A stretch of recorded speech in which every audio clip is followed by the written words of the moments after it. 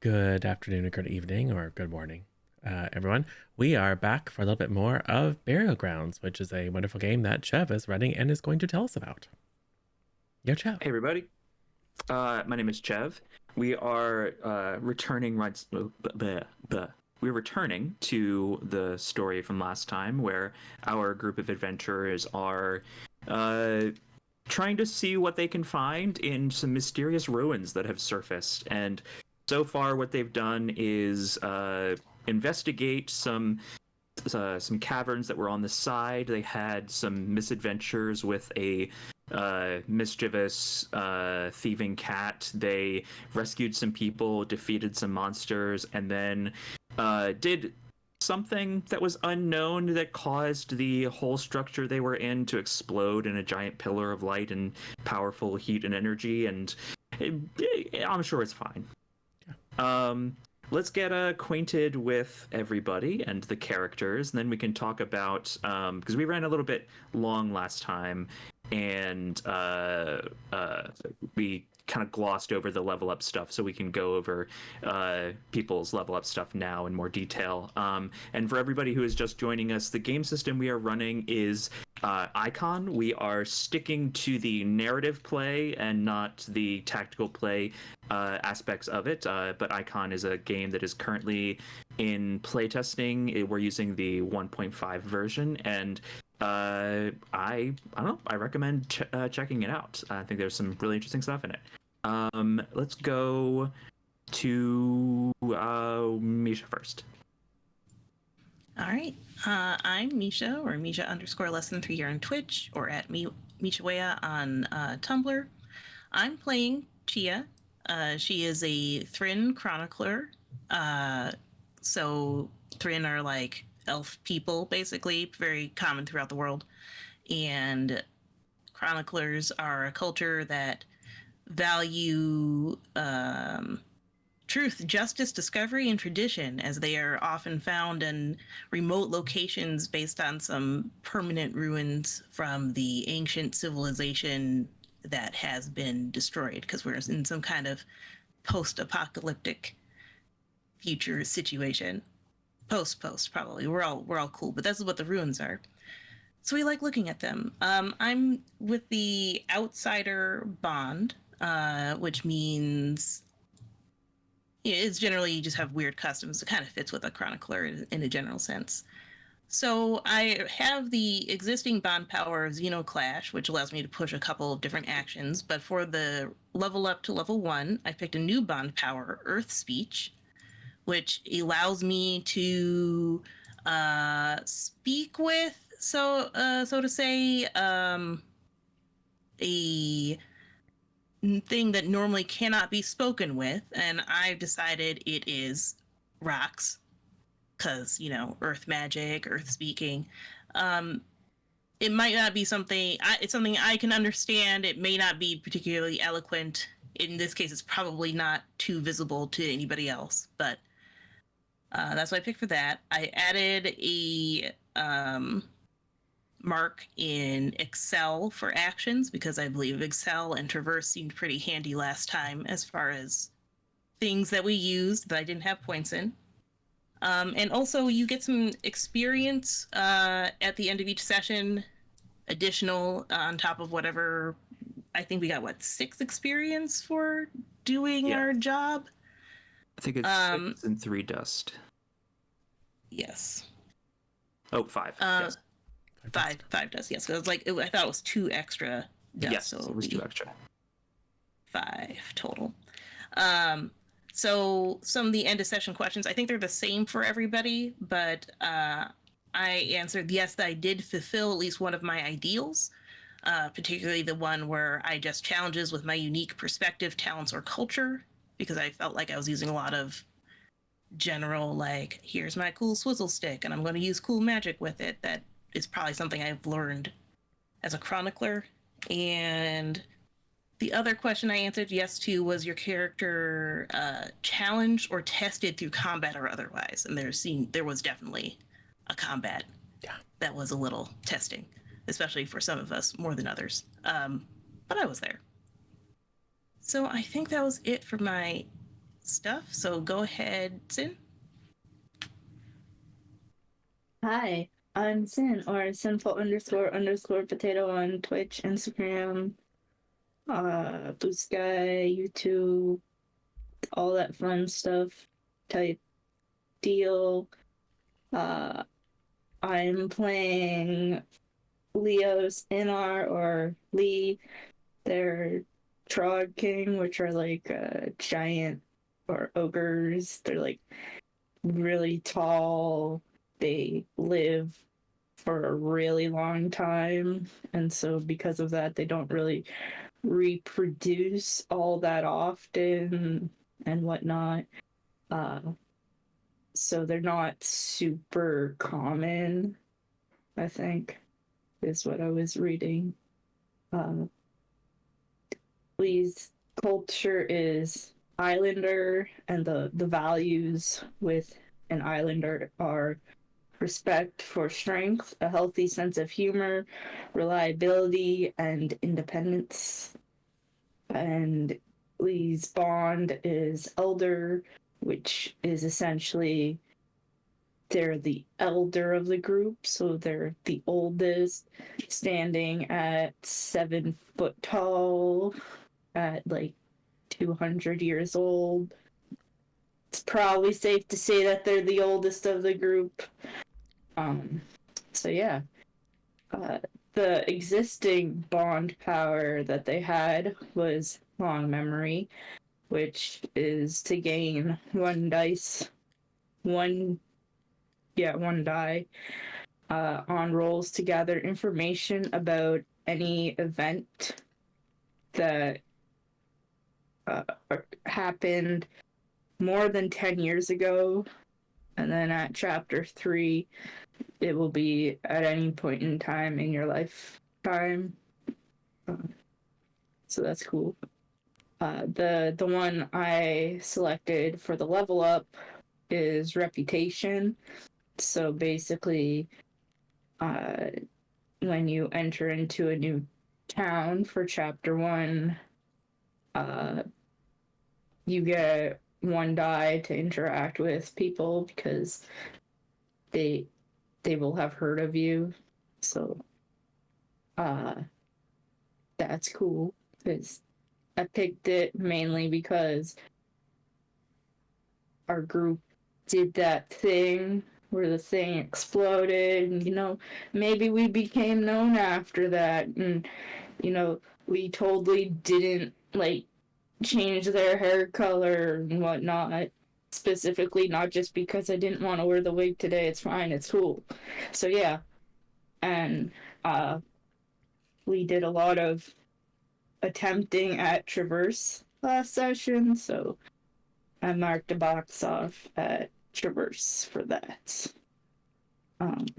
For that action plus 1 thing with the level up. For the questions afterwards, I'd like to say yes to accomplishing one of the ideals, which was addressing challenges with patience, wisdom, or experience. So when the stairs fell and they caught themselves with the wall, I'd like to say that's experience, or running up the stairs without caring about the stuff that is hitting them, using endure, also experience because they've been through stuff type deal. And they have a veteran's bag with a broken weapon that's a broken poleaxe, so they've seen some things, done some things, probably scared off a cat because I don't know, apparently they're scary, I guess. So yeah. Cool. Yeah. Twy. Hello, I'm Twilight, and I am playing Morvans, a badger, and I am of the Chana culture, with the values of dependability, hustle, professionalism, and caution. So, I started off with the power of iron cutting, which means that I can take 2 clock segments instead of 1 during our downtimes. And I have taken, at this level up, Illuminate, which allows increased effect or +1 boon whenever I act against or with somebody I trust. So everybody at the table has to pretend that they trust me. And last session, I was injured and took 2 malices to my stats, but I did level up, so I took +1 to traverse. So I'm at 1 to traverse at the moment.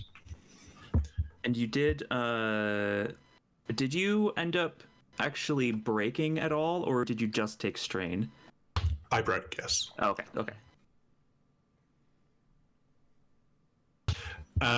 So I fulfilled last session. I decided that I fulfilled ideals of my class. I expressed my heritage, which was easy, and I was also at the fight, so I took 1 XP for that too.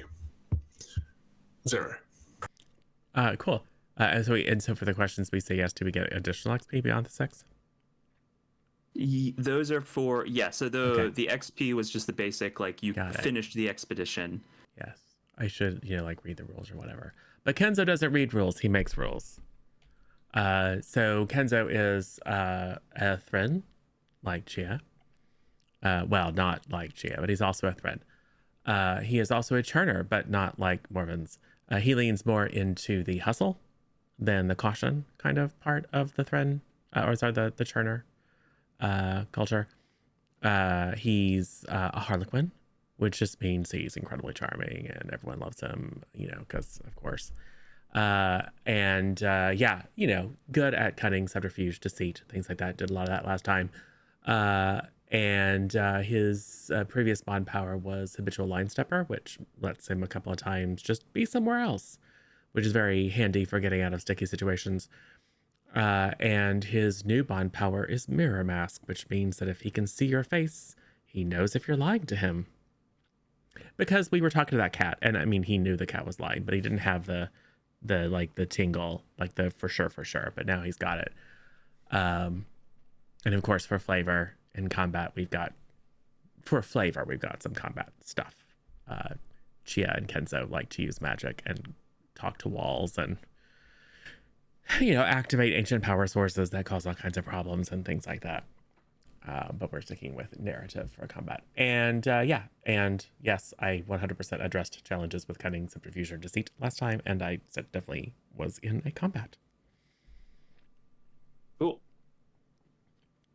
So, as we regain, or as we start the next session, so it'll probably be the next morning. You all had a pretty eventful day yesterday.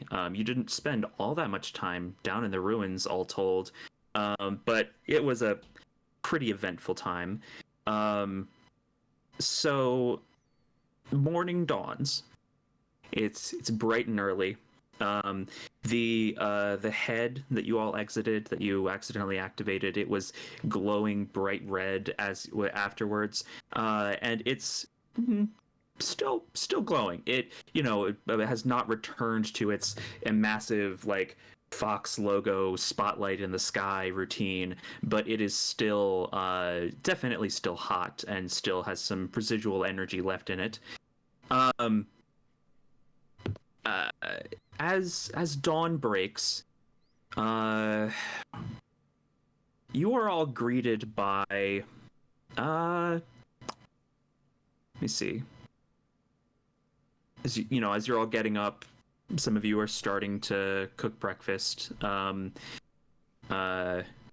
greet the day. There's some still an odd lack of animals in animal sounds. It's still oddly silent as you all are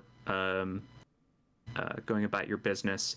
There's somebody coming across the plains from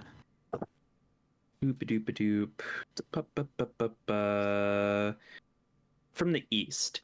You can see that there is there's someone way off in the distance, there's someone walking towards you.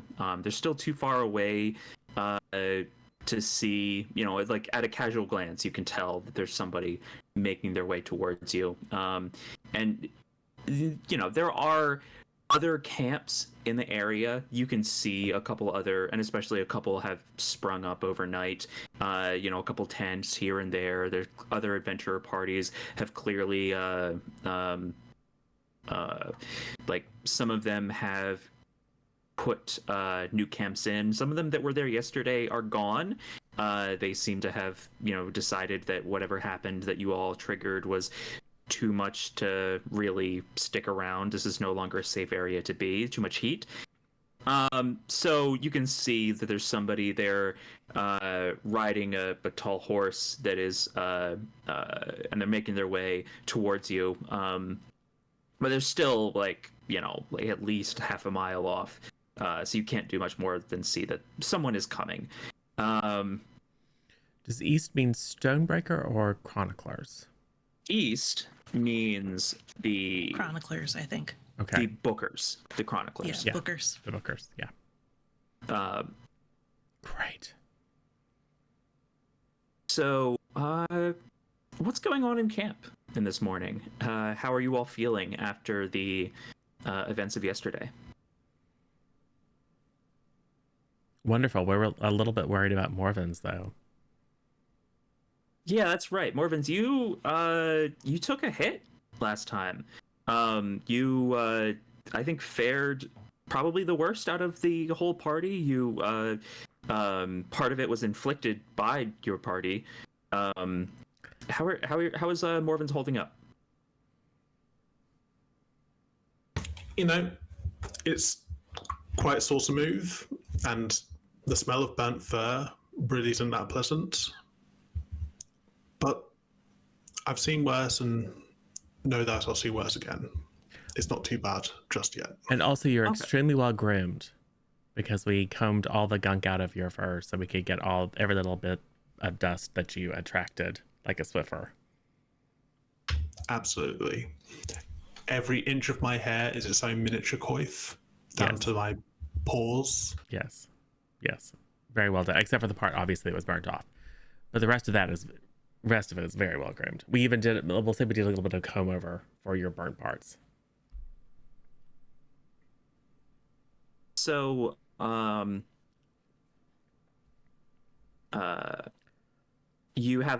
are kind of still in an interlude from the end of the previous session. So as part of an interlude, you get to untick some of a total of 3 segments on your burden clocks. So I think Morvins is the only person who has has burden clocks to tick.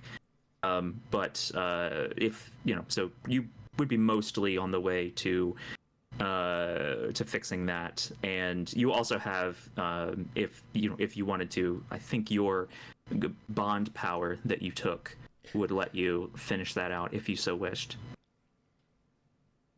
I shall refrain for now, just in case. Says split between any ambition, project clock, or ritual clock of your choice. You don't have any ambitions or project clocks yet. But that is certainly something that you could have in the future. So anyway, okay, so you have your burdens are, you're mostly there, but you're not quite healed on your burden. So as this is going on, everyone is kind of admiring your well-groomed fur, expressing commiseration for the injuries. The rider is starting to get a little bit closer. You can see that they have a traveling cloak on that looks like they're close enough that you can see that they have like a white cloak on that has you can't really it would be too far away to see any details of insignia or ornamentation, but you don't even see like a blurry bit. It looks like it's a pure white cloak from where you can see as they're approaching. Definitely a Booker, because who else wears white in the wilderness? Completely impractical.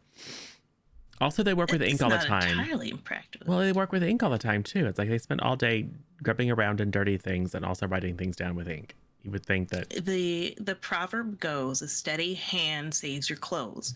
So everyone practices a lot to make sure that we don't mess up our clothing when writing.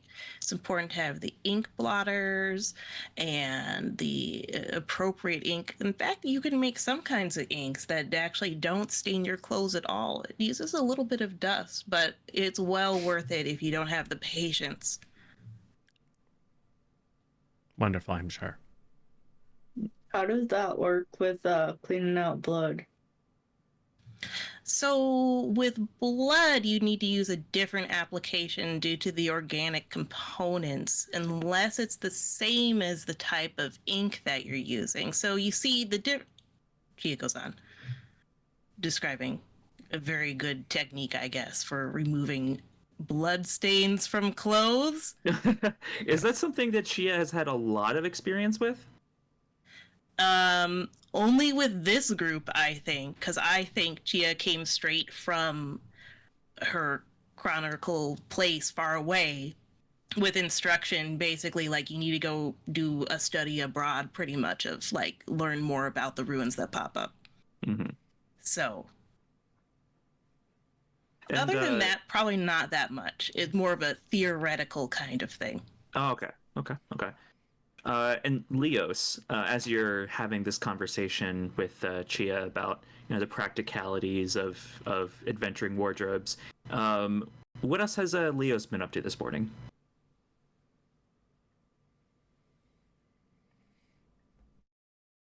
Probably cleaning the poleaxe from the monster guts off there, the centipede, and possibly badger blood off of there.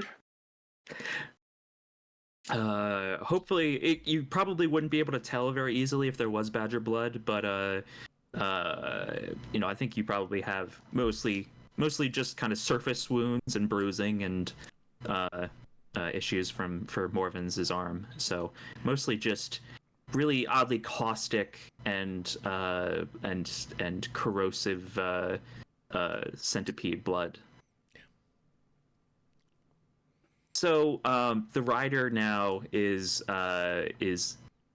within eyesight, and you can see that he's wearing a cloak that is drawn up, and he is as he brings his steed closer, he lowers it. Now that he's closer, you can see that the only ornamentation that's visible is a pin that is holding the cloak shut, that has the emblem of a basil leaf on it. And now that you can see that this is coming closer, Chia, you recognize the insignia. This is, or at least kind of in the most vague sense, in the way that you would recognize like the logo of one of the major branches of the military in the United States or something.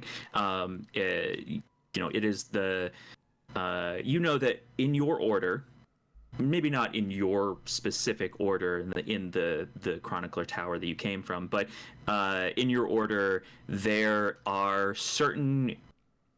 groups that are sent to areas of interest, of importance, that are deemed suppression squads.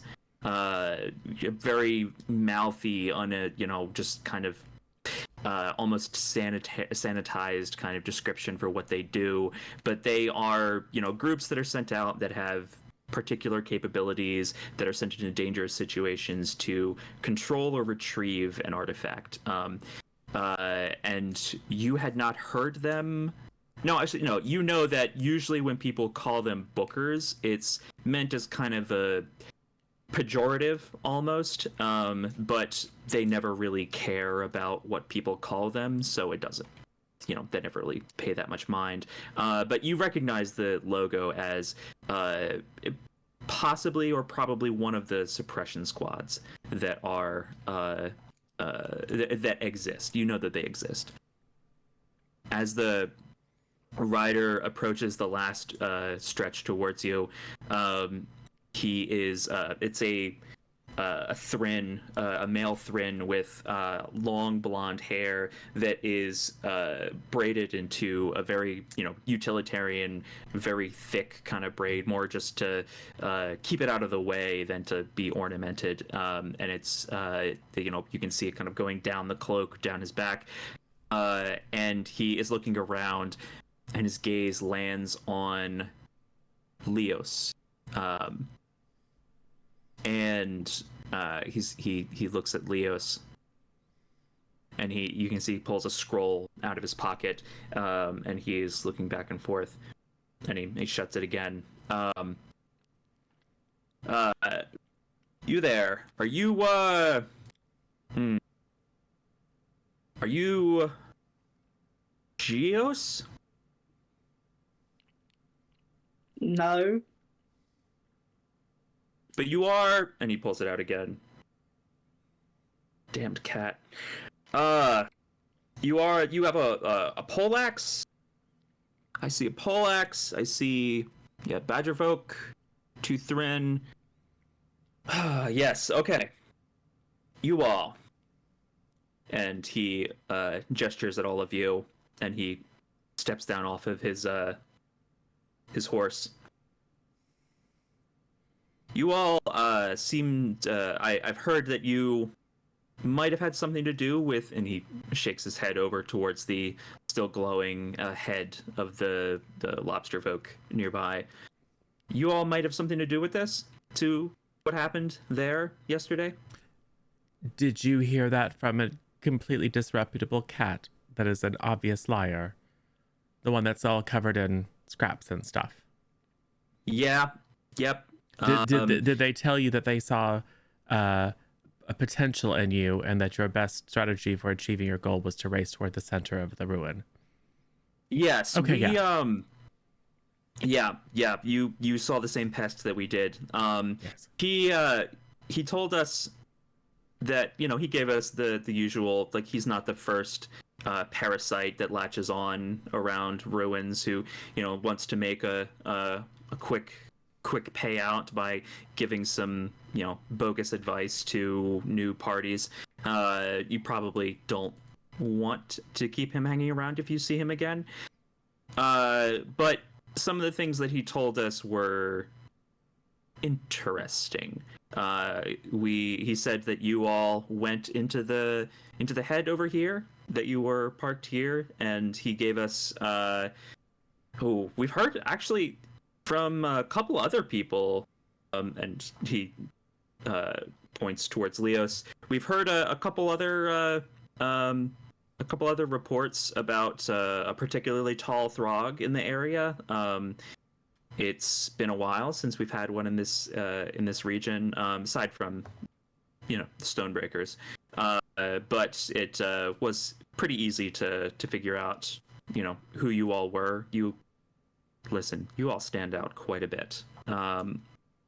Anyway, I'm here to give you an invitation. And he is rooting around in his pockets. He pulls out an envelope, and he passes it to whoever's closest. Chia, for sure. Yeah, he passes it to Chia. He recognizes the staff and how Chia is attired. I think, and as he at first he seems unsure who to give it to, and then he looks more closely at Chia and is like, and he hands it to Chia. Chia, you recognize this as I don't want to say interdepartment. It's not exactly like a formal message exactly, but it's definitely written by on chronicler, letterhead basically. This is pretty standard messaging. But it's finer than you would normally expect. It's not the kind of message that would have been sent from a low-ranking person. It's very fine. The envelope that it's in is very fine paper, well made. The ink is very kind of vibrant green as it's on the envelope. and he gives he passes that to you. That's the end of that. So that's that delivered. So I will let you know. I will. I must return. I have other errands to run. But if you wish to meet, our leader, which I've been told is part of the contents of that letter, just present the invitation at our camp, and you will be let through to our headquarters.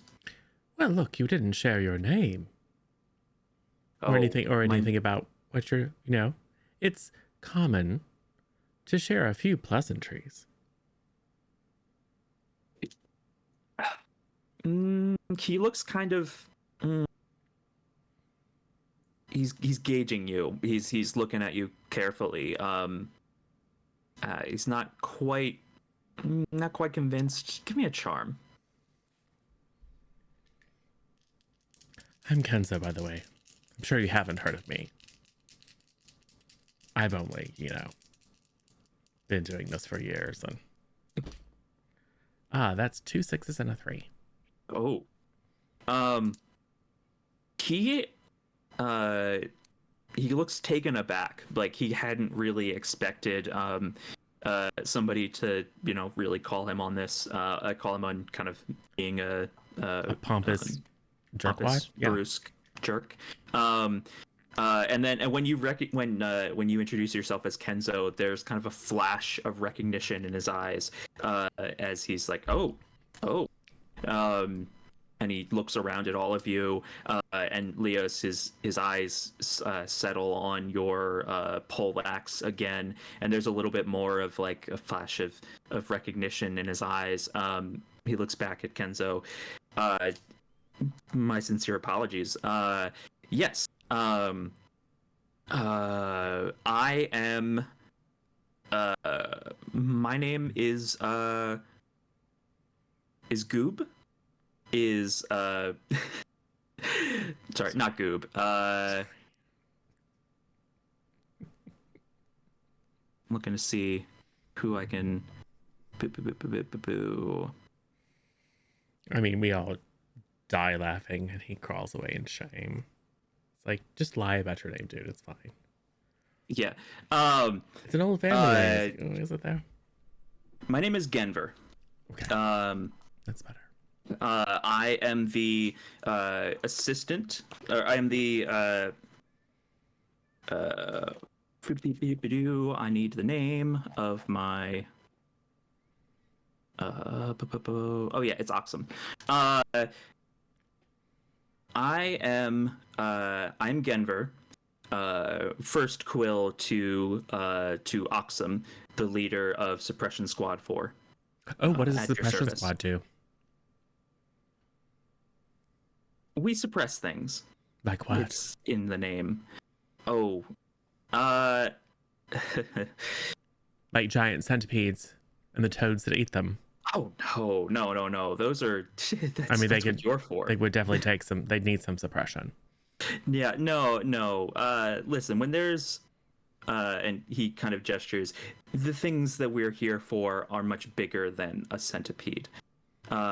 And we a toad heard was that much bigger than a centipede. Yeah, much bigger than a centipede. Ooh.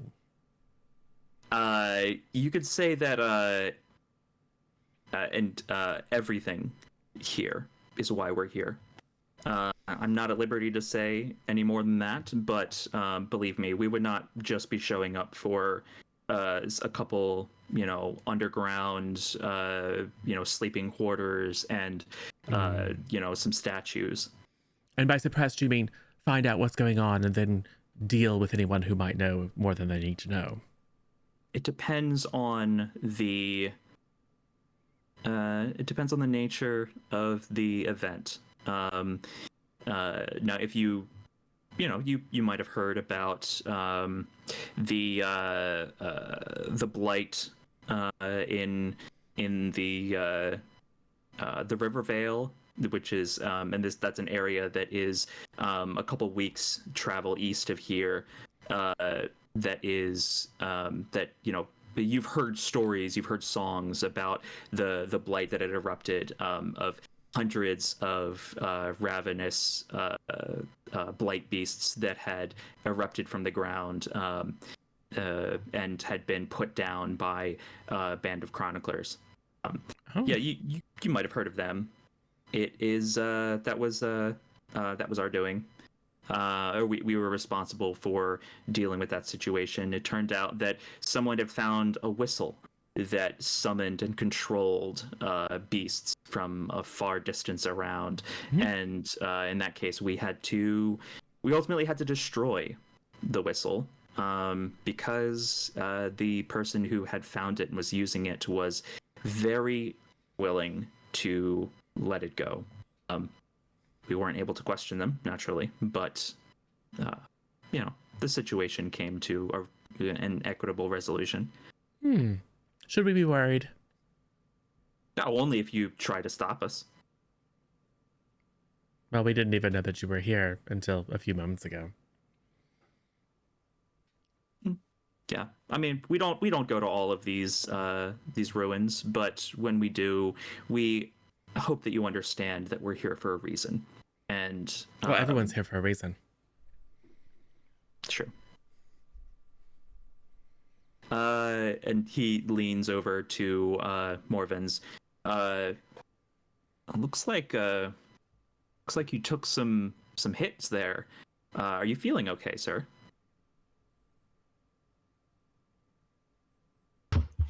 When you're in this career, you take a few hits along the way. It's nothing serious, and we'll heal quite quickly. Okay. In fact, these bands, when that cat dude was investigating our camp, I threw some cider on the fire and it flared up. And that's what these bands are from. Okay. Well, see, and he thinks for a minute. We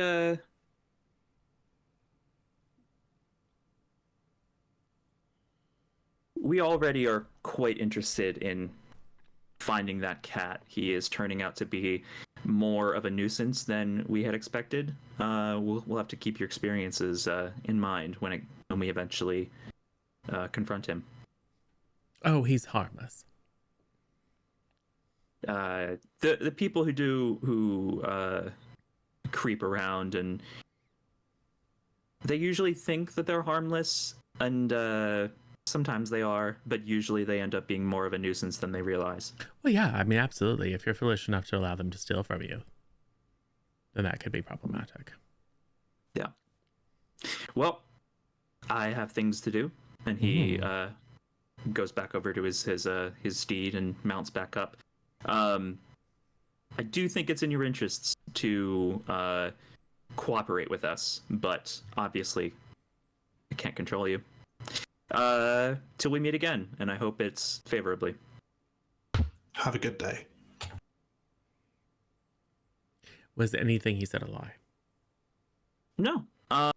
He was being evasive, but he never lied. Okay, fine. How dare he? All right, well, he wasn't outright lying. Of course he wasn't outright lying. You know who was outright lying? So interesting. What? Anyway, I opened the letter. Who was to tell a stranger? Well, so down there I stuck my hand down a centipede. Nobody needs to know that. Or let him know that we were the cause of the whole thing. That's... doing whatever. We never said we weren't. Yes, but where else would you have gotten a burn from? From throwing cider into the flame. Which Right. actually kind of happened. And you did get singed. Or standing too close to the fire. Yeah. I've done that before. Yeah. Not fun. My recommendation is, there's no reason to deny that we were in there, because they probably have found the rabbits and, obviously the rabbits are going on telling everyone how wonderful we are for saving them, etc. But we don't have to tell them everything about how the event occurred, or else they might decide to suppress us. Suppression squad. Yeah, No, exactly. they wouldn't I don't do want to be that. suppressed. It's about taking away dangerous artifacts Mhm. out of the hands of, say, irresponsible delvers. I will open the invitation just to verify it's basically what he said. Yeah, it's basically a replica of what you said.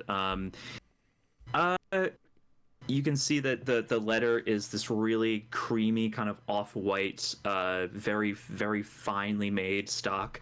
It has the logo of the same logo that had been on the brooch, the basil leaf. It's in kind of like a delicate filigree kind of pattern that is embossed into the paper. And as you're reading it, it is signed, by the head of the suppression squad, Occum, OCCUM, and yeah, it's just a reiteration. Give me, you can tell as you're looking at it that she, there are sometimes coded messages in messages like these. Do you, these are usually, like, everyone in the Chroniclers who knows about how, like, the actual organization works is aware of this fact that there are certain, there are sometimes coded messages. Would you be looking for a message, kind of anything like that? There's a couple of things that stand out to you about, like, there's a letter that's written a little bit too big, or the spacing between some of them are a little strange. But it could have just been the haste of the moment for whoever was writing it. Would you be on the lookout for messages like that? Yeah, I think so. Knowing that it happens, like, definitely. Okay. Give me a scan. Or not a scan. Study? Ooh, a study. Yeah. 5. Okay. Oh, you know enough that you can tell, like, it's once you realized, like, oh, it's, this is the message, or that there is a message here. You can't quite make out the actual cipher, though. You can tell that it's there, and there are some of the words, like, you're able to decode it, but there's like it's a coded language, not just a coded cipher. And so you're able to pick out a couple of the words that are written, and it's basically it's a message that says, warning, caution, patience are the, like, you're able to pick out a couple of the code words that are in the secret message. As far as anything more than that, it's you're not able to make it out. You just don't know what the meanings of the phrases are. Yeah, so you see Chia open the letter, and she reads it, and then she reads it, and then she's just, like, muttering to herself the words that she's decoded, and is wandered off just looking at it, because now there's a puzzle, and she's distracted. I thought she would be very good at reading. Seems like she's having a hard time.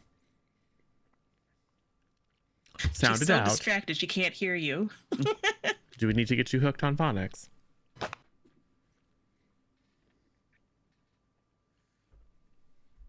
And yeah, if you want. I'm sorry, what? What does it say? You've been muttering to yourself. It's an not that long a letter. invitation to go see it. No, there's a secret message. So a lot of times there's secret messages encoded in there. So I use the usual cipher stuff, but it turns out there's a second language on there, and I don't know all of that one. So I went and found the letters, and I got, like, warning, caution, patient, but I don't. I'm gonna have to, and then that's enough explanation, because then I'm back at the letter, grumbling and puzzles. Yeah, you get the feeling that if you spend enough time, you might be able to get more, like, enough time researching and going back through all of your notes, that you might be able to decipher more. But for now, that's all you get. While Chia is muttering to herself, I would like to, from the camp, take a look at the landscape where the head was glowing. Mm-hmm. I want to see what it was doing with all that power, if it's possible. Whether Okay. its eyes lit up and it was gazing at the central temple or something. You can So- see. Is the landscape burnt in any way? Yeah, give me. So what you can tell immediately is that the landscape around the head itself is like it's charred. The the grass and the trees that were still standing in kind of like a 10 to 20 foot radius around the head. This is mostly scrubland, so it's not like it's a stand of trees, but an isolated little shrubby deal. They're all like straight up carbonized, and you can see that the kind of the heads that are to the side of the largest one, they're smaller. They're not more than like 10, 15 feet tall. You can see that those are they're not glowing, but there is some smaller rings of charred and kind of carbonized material that is around those heads. More than that, that sounds like you're like how are you going about this investigation? I'm looking. I would like to sense if that's possible. Yeah. Okay. Roll it.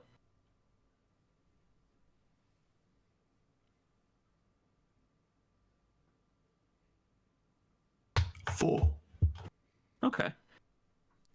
So what you can see is it takes a bit of time.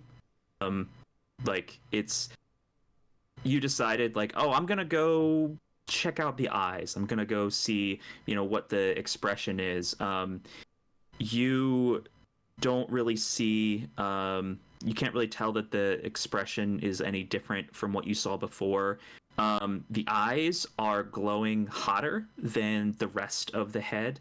It looks like, rather than the cherry red, they're a more like yellow, almost white red still. But the what you remember from the activity last night was that they had been kind of the eye, the kind of, there had been like a beam that went in like straight up into the sky, and also but that is all that you kind of remember from that. You can see that now that you are like looking or going around and looking at the head from the other side, you can see that there is almost a line that is blackened going from from this head, or like a double line that is going from this head towards the center of the facility. So just as a reminder, it's the kind of it's a mile-ish wide kind of square, and in the center you can see a large central kind of area. There are irregular berms of soil that are crested with jagged rock that are in concentric rings around around that central structure, and it's hard to see from where you are the entire kind of field in the middle, unless you like get up on the top of one of the berms. So it's a bit it takes longer than you expected to get around to a spot where you can actually see see the eyes, and as you're kind of hiking, that's when you notice like the double lines of charred ground going towards the center. Well, now Morvins has wandered off. He'll be back. Anyway, so super suspicious, right? Oh yeah. Yeah. Very, very suspicious. Yeah. I think they probably either want us to activate the other three or find a way to deactivate this one. I think so too. I mean, if anything, it's to help them find the dangerous artifact and stop it from happening again. Well, yeah, but assuming that the other heads are like this one, you just go down to the bottom, and then there's that room, and then it has the little table on it, and then you just talk to the stone and tell the energy where to go, and then it activates, and then you run. Well, I assume they don't want it to activate, though. That's the dangerous part, right? Maybe They- not. If they think Atlas is a dangerous artifact and wants to take it away from me, then we's gonna have some words, and they're gonna see that what burned really means. No, I think the giant glowing head that, shot fire and light into the sky is probably their higher priority, as opposed to your Yeah, fantastic. I think they probably just recognize Atlas is all. As it is So with that someone better now. be. Well, do we go talk to them, or do we? Because the only other idea I have is to go and let's see.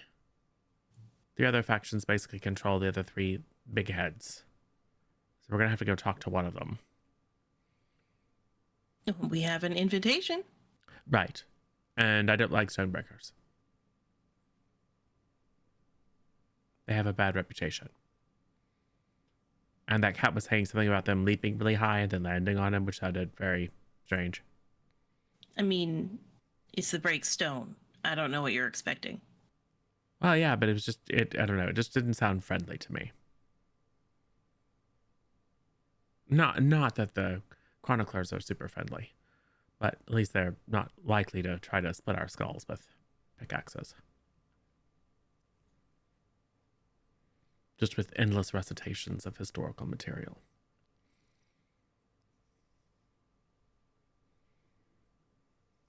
That sounds great. We love historical material. All right, more vans.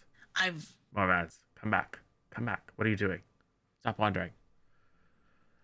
I do indeed come back when called.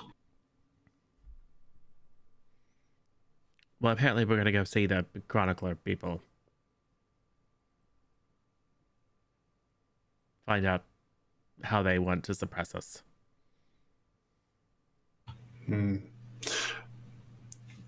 The head, when it glowed, evidently inspired something similar in the two smaller heads next door to it.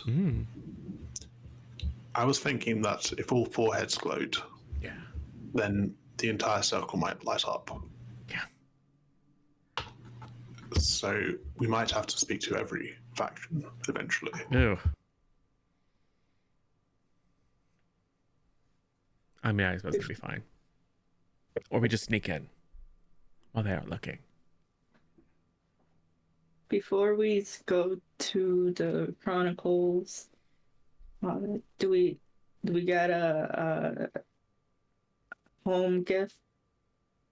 Welcome home gift? You know, the gift you bring when you go to someone's house for the first time? That gift? Got some paper? I don't think that's usually what you do. I mean, our presence is gift enough. And also they asked us. If anything, they owe us a gift. Coming and interrupting our breakfast. That's also It's not how true. it works. Well, it should work that way. Means with Kenzo. Yes. Well, your gift can be not attacking them unless they need attacking. Me's good with that. Yeah.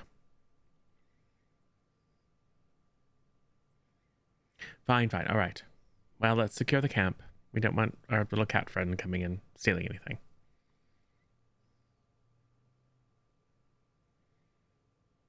Cool. Yeah, I kind of assume we might have to pick up and move because I don't think we're going to make much more headway with this one.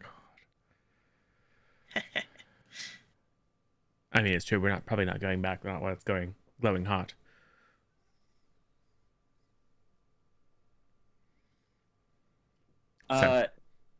Okay. So it takes a little bit of time to pack up camp. So it sounds like your first target is going to be the bookers. Yeah. Do you have how are you all going to be approaching this? Is it just purely, just going in to say hi, and just being a information gathering, or do you all want to take like a different tack to it? We have an invitation, and Gia has an in as a member of the Chroniclers. Nerd Patrol, yeah. It seems a shame to waste that. Okay. Cool. Yeah, I think both parties are probably looking for information. Yeah. So I think it'd be good to check it out, especially with the invitation, because they're generally unfriendly to everybody else. Yeah. And also, she is very excited because she's never seen a suppression squad in action before. So this probably means this is something big here. Yeah. I just suggest we don't volunteer a bunch of information, right? Like we should find out what it is that they're after, and then decide if we want to help them. And then if there's information we possess that would help them in the way that we decide to help them, then we share the information. Cool. Probably not walk in and go, okay, well, here's the thing, and this is what the table looks like, and that's what you do, because then they don't need us anymore. And then they might decide to suppress us. I don't like the sound of that. Like, never in history has there been a thing called a suppression squad that's been good. Of course it's good. Why wouldn't it be? Well, I guess it depends on if you're the thing that's being suppressed. And usually it's a thing or a people that are being suppressed. Don't like it. As far as Kia knows, it's just things. So she's fine. I think they killed that person with a whistle. Well, I mean, if they're doing it on purpose, that's really just kind of like a crime, isn't it? Well, maybe it was a child who didn't know any better. Oh, well, they wouldn't do that. Oh. Maybe.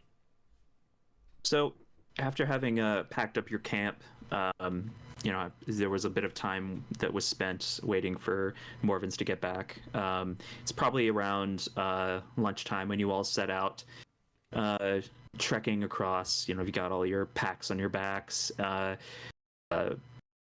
heading around. As you're walking past the other camps, you can see every now and then there is somebody who points towards you all, like they're pointing out somebody, like, oh, it's them. You can see a couple of them like comments to each other. I mean, there's not that many camps, maybe not more than like 3 or 4 scattered around. Everybody wants to give each other a little bit of privacy, but clearly you all have made a bit of a name for yourselves. Sorry, my cat is being a little bit needy. As you are kind of rounding the corner,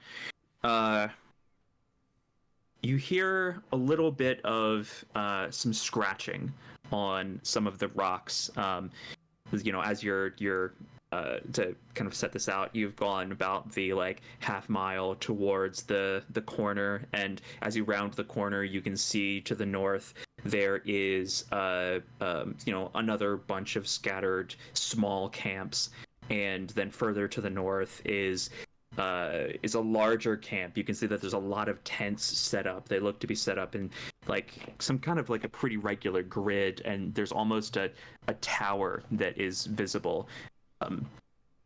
And that cat keeps coming around. Yeah.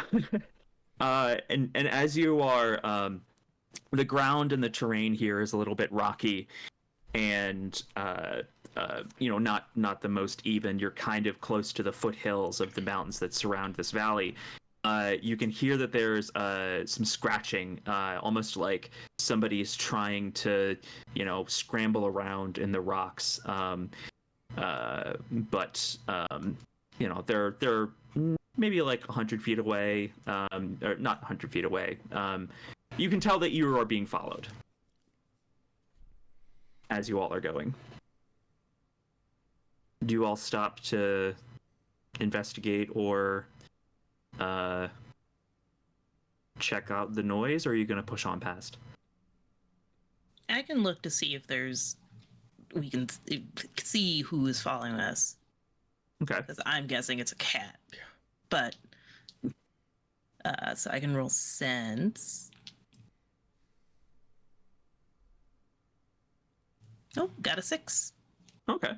You see a very familiar flash of rags in kind of disappearing over the edge of a boulder that is maybe about 20 feet away from you, along with more of the scratching, and some, now that you're paying closer attention, you can hear some rocks rumbling from, not rumbling, but like, you know, is like a small little disturbance of rocks as they kind of scatter under someone's weight. It is definitely Tally. Yep, that's Tally. Look, we're getting close to the Scribblers' camp, and they already don't like you. So if they see you, they might do something to you. They might try to suppress you. Which I don't know what that means, but it doesn't sound good. So you probably better make yourself scarce. The head pops up over the boulder. No, I'm not here. There's nobody here. You are, though. Plus, they have a tower. No, I'm not. Plus, they have a tower. They probably have a straight view. You're trying to block line of sight from us, but not from them. 4 stories in the air. They can probably see you just fine. Also, you're very loud for someone who's not here. Yeah. Okay, dang it, you're right. He kind of scrambles out and he rushes towards you all.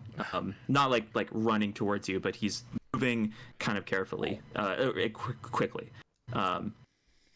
As he kind of comes up towards you, you can see that he's added more rags to his clothing. He's got like some more like he's traded in some of the oldest raggedy bits for more colorful, more recently made, better made pieces. And he's looking around at you all. I saw that you had a visit from the Bookers. Yeah. I wanted to tell you. Yeah, I went and talked to them yesterday, and they're very mean. You shouldn't go there. It's listen, just you don't know what I know, what I've heard. Just don't go there, and you should pay me for this information. And he's looking around at you all. Look, once again, you give the information and then ask for payment. You're not going to get payment. Okay, you're right. Okay, what if I told you I had extra information? I knew I could, if you pay me, I can give you more, better information. That was just a free taste. But see, you already did that, and the last piece of information you told us was information that anyone could guess, and you also tell it to everyone. Yeah, but I mean, you know, some of them paid me for that, and that was their choice. And you all paid me for that, and that was your choice. So, I mean, who's to say it was a bad idea? We were just being nice. Do you use like sandwiches? I love sandwiches. I'll pay you in a sandwich. You can see his face lights up. Yes, please. Yes, please. Show me the sandwich. Lee holds out their fist. It's right here. Oh, the knuckle sandwich. Ooh. Oh, you fell for that? That's a really, really old one. Yeah. His face kind of like blanks, and he's just like, and he immediately starts running away. Look, Leah's not gonna smash you in the face. Seriously, you should maybe just try being you and then telling people to feed you or you'll stay around. I tried that. And it doesn't work. He's backing away. Do we have like an apple we can throw him or something? We do He's all indeed like- have an apple. Here, take a partially baked apple. Can't have you starving. He comes forward. Gladly just, throw it at him. Gotcha. He grabs it out of the air, and then he scampers away, and he yells all after you. Ooh.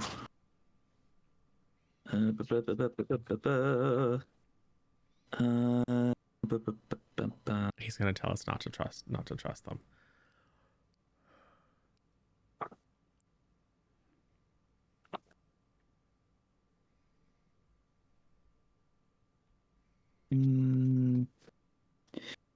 He yells back that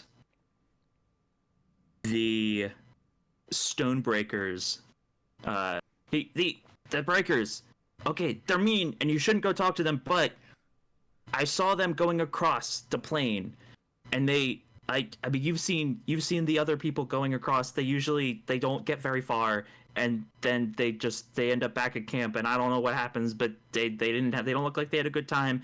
But I've seen some of the breakers go into the center and not come back for a long time.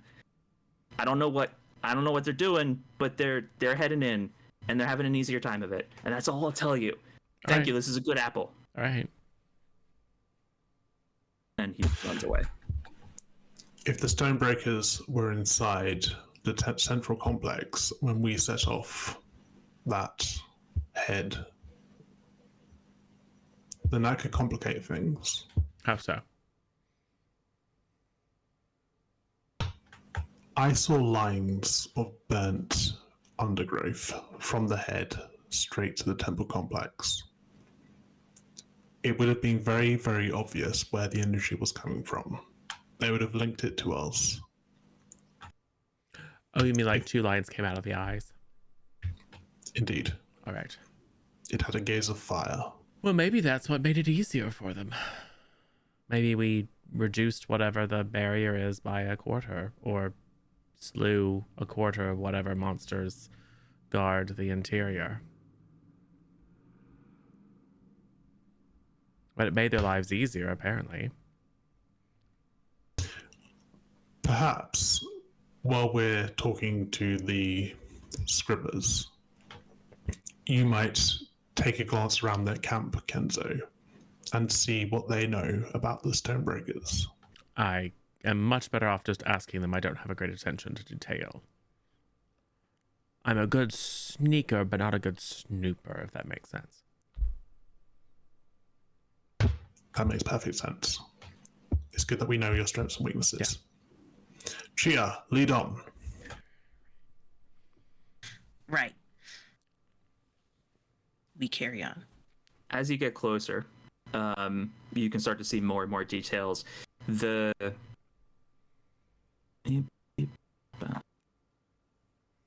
description. Ooh. So you can see that as you get closer, the biggest feature, the most notable feature of this area is what looks like a tower that is supported, that is in the center of the camp.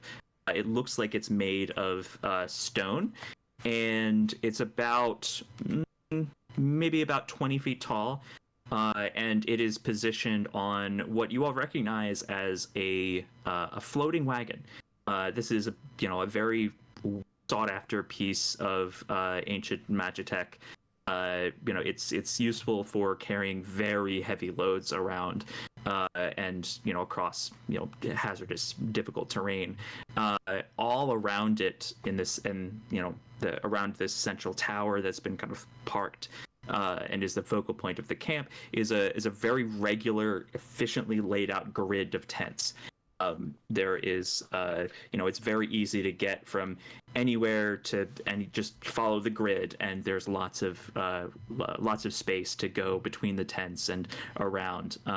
They're all plain and bare and pristine, crisp white canvas, except for there is the same logo of a basil leaf that is in the corner of kind of the it's pretty standard, just simple triangular tents, and then on the end face where you go in and out is the insignia. as you get closer, you can see that the tower looked green from a distance, not stone, and you can see that actually that this is the source of or the source of the green is from tendrils and vines of that are growing all up around the tower. So like the whole outer surface of the tower is covered in vines, except for a few spots where there's windows that are visible that it's not growing around. Chia, you know that this is no, actually you don't know that yet. Yeah, so as you approach, you see that nobody comes out to greet you, but you can see that you're starting to get looks. Most there are maybe about like 1 in 10 of the people that you see around camp are wearing chronicler robes. Everyone else seems to be some kind of not mercenary exactly, but they're like you. They're other fellow icons and adventurers. They are just incredibly varied garb. And clearly they're hirelings. And then there's a small contingent of actual chroniclers here who make up the actual like camp and organization. There are more of the robed figures as you get closer to the center. Everyone is kind of looking around, looking at you, not really like a couple of them seem of the actual chroniclers seem like they are like they're about to object to your presence as you're just casually strolling through camp, but they see that they see Chia's robes and they see or your outfit. You're obviously a chronicler, and you are are you holding the invitation in your hand, or do you have that stowed away? I think once we are entering the camp and we notice people are looking, I will have the invitation in hand. Okay.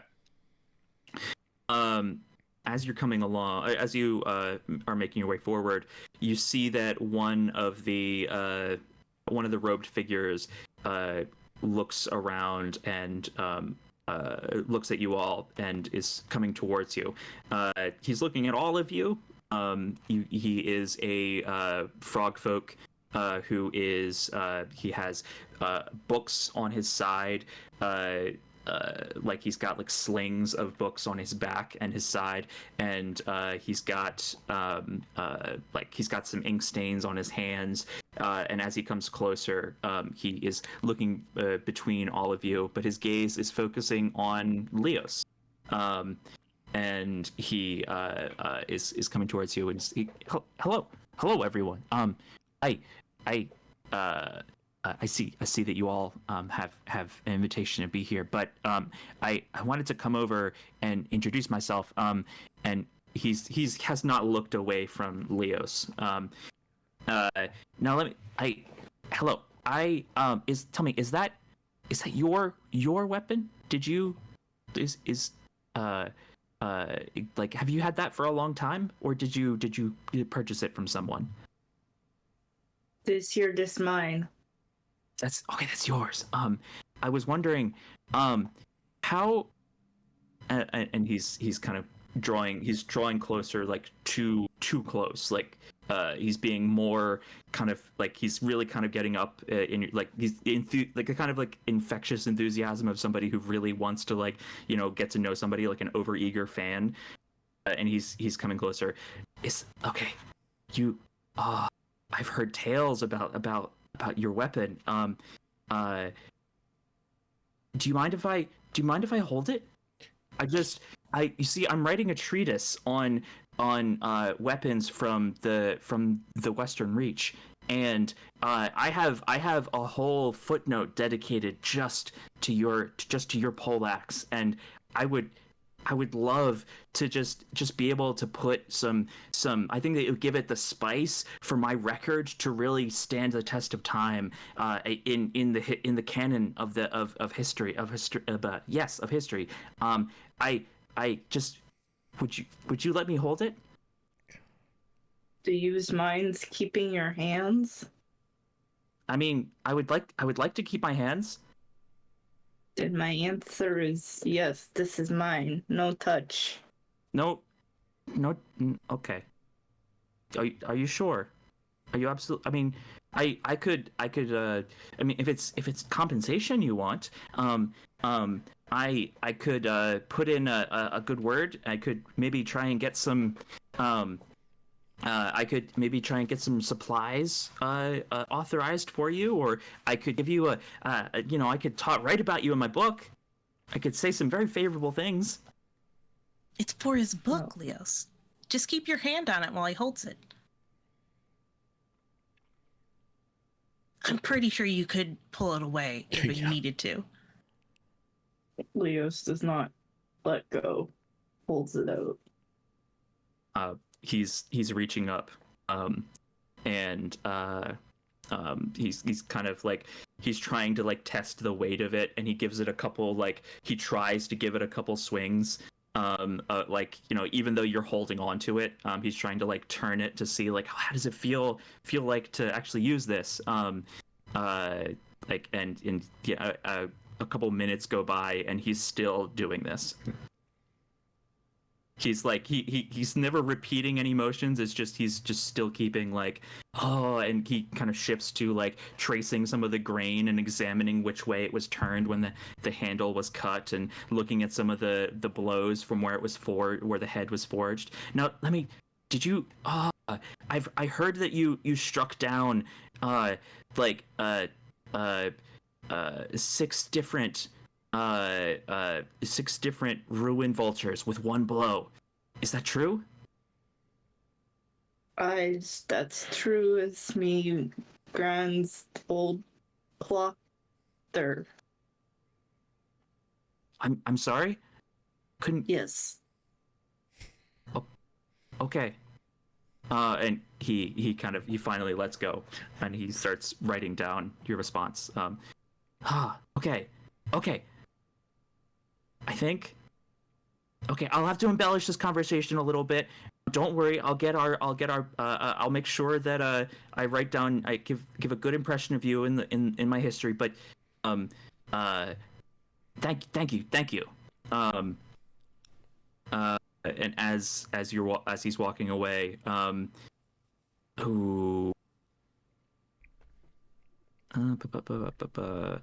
I think that'll just be that. So does the suppression he- squad suppress fun and social skills? 'Cause that's what I can see is absolutely. currently being suppressed in this place. This seemed like a perfectly reasonable interaction. It was very stranger danger. If he hadn't been so small, and if Leos couldn't have just squashed him flat with one fist or foot, it would have been very odd. But it was for research for a book. Yeah, but you don't just go up and touch historical- someone's weapon and be all weird and get up in their space. You're apt to get your gullet slit. Well, he asked first. Yeah, but you're also apt to get killed. Well, I mean, that's part of the danger of research, isn't it? Yeah, but you would be in less danger if you knew how to approach people without, encroaching on their space. Also, if Atlas didn't drink too many shots, then he may have been burned. Because Atlas used to go wee the fire. No idea what you're saying. I'm glad you didn't tell that. That's Dad. right. We'd I'm sure he knew be about. here. I'm sure he knew about the dangers. Sure. All right. If he was right, if he had a footnote about it, of course. I mean, it's a legendary weapon. Look, either our presence here is very important, in which case someone should be here to greet us, or this whole thing was a wild goose chase. No. We have to go to the appropriate location, obviously. Does it say where the appropriate location is in the letter that you wouldn't let us see? Oh, right. Does it? Yeah, it says it gives a rough sketch of how the camp is laid out, and it just says there's an arrow that points to the tower in the center. Come see me. All right. Yeah. We just go to You the are tower and here. introduce ourselves. Exactly. And you can see the layout is very clear. This is actually, I mean, it's told that the chambers all have a very rigid layout as well. The grid pattern, and many chroniclers base their villages and towns off of the layout because it's very logical, straightforward. Ugh. Before we enter the Tower of Leaves and stuff like that, can Leos just like knock the atlas on the ground a couple times, just like checking to make sure if it will in fact light up? It's like nope, it doesn't still yet light up. Cool. I'm going to. Ooh.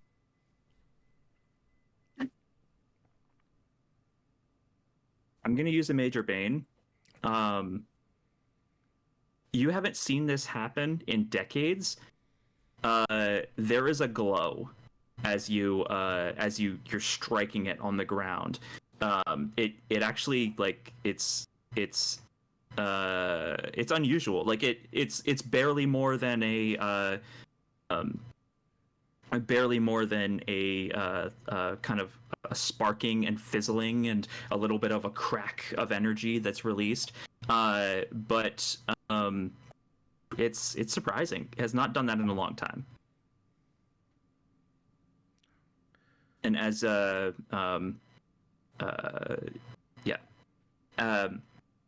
you hear there's some footsteps approaching, and you can see Misha read my mind, that you hear some slapping of feet as somebody comes running up. Did I just hear the crack of the world breaker? I can't believe. And he's scribbling in his book. He's taken out his notebook and he's scribbling and he's looking back and forth between you all. Okay. Well, okay, you all should come with me. Because the commander is gonna want to know about this. I've been trying to tell her that artifacts from this region could be very important for our work. That could give us some important clues. And this I think is evidence of that. She never believed me. But listen, come with me. Let's go talk. Unfortunately, we have a prior engagement at the tower. Oh, you're going to the tower too? That's where I was gonna. Okay. Well. Oh, that's why you're. No, who knows? His face starts to get we're here a to little see bit. Oxum. Oh, yes. He's looking a lot more suddenly like solemn and serious. Like, oh, you're here to see Oxum. I mean, we were invited to see Oxum. You were in. Is that a problem? Your face seems to suggest that it is. No, it's not a problem. You can tell that it absolutely is a problem. Listen, I have some I have some edits that I need to proofread and correct. There's a letter that needs the T's dotted. And he just. No, friend, there's nothing we should be worried about, is there? Like we're not in any danger or anything. No, not at all. Just clearly lying. All right. And he doesn't say anything else, and he just runs away. So, our froggy friend thinks that they're planning to kill us or something. What? No, he's just nervous about seeing the weapon activate is all, I'm sure. No, he was absolutely lying when he said that we weren't in any danger. Well, that doesn't make sense. Why would we be in danger here? Because your people are deceitful and manipulative and want to control everything for themselves. This is not true. Is that a lie? Is that a lie, or are you just brainwashed? My cultural values right here says truth is a number one thing. Yeah, but there's truth, and then there's like, we own all the truth and no one else can know the truth because it's in their best interest to not know the truth. I've seen Silo. I'm sure it will be fine. Basically, this is not congruent with Chia's worldview, so she's Yeah, just so like, you've been brainwashed. What are you talking Got about? it. Yeah. What do you mean the person who lived most of her life in an isolated monastery with strict cultural values would be brainwashed anyway? I don't get it. All right. Well, good news is that your axe there seems to be feeling rather perky. I'm concerned that we might need to use it. Atlas may be mildly rusty, but he still do pretty good darn job. Yeah. All right. The rest of the journey to the tower is pretty uneventful. As you get closer, you can see that the windows are, as you can see through the window, it's strange almost. It almost looks from the outside like it's taller than it should be. Like you can see through the windows. And the tower itself from the outside is only about 20 feet tall, but you're looking up through the windows and it's where the ceiling should be. It's not really there. And what you can see through the windows is bookshelves, lots and lots of bookshelves. There's a guard posted at the door. He takes a minute to read through your invitation. He's scrutinizing it. He's looking at all of you, looking back at the letter, and then nods and pushes open the door to let you all in. And they're not going to come down and greet us? Just the commander is right inside. Mm-hmm.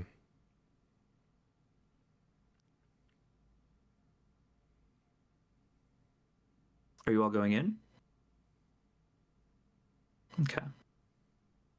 As you enter, you can see that the impression that you got from the outside is absolutely true. There are many tiers of bookshelves that are lining the inside of the tower as you would see it.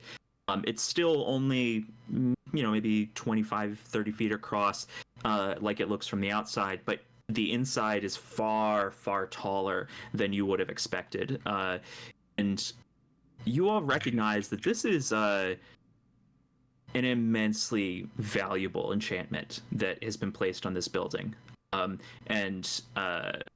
Chia, you know that this is an enormous, this would be an ostentatious display of wealth, unbefitting a chronicler, except for as you're looking around at the various volumes, you can tell that it's full of grimoires and histories and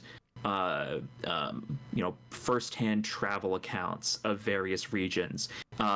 There's not anything in here that looks frivolous, I guess. It almost looks like this is an enormous reference library of dangerous things that one might find in the general world. And as you enter, there is kind of a central desk that is set up in the center of the tower. It's about very large, made out of enormous slabs of wood. There's books and scrolls spread all across, and you can see that there is a person that is standing to the side of it and leaning over and making notes in a book. They are a tall, very kind of. They have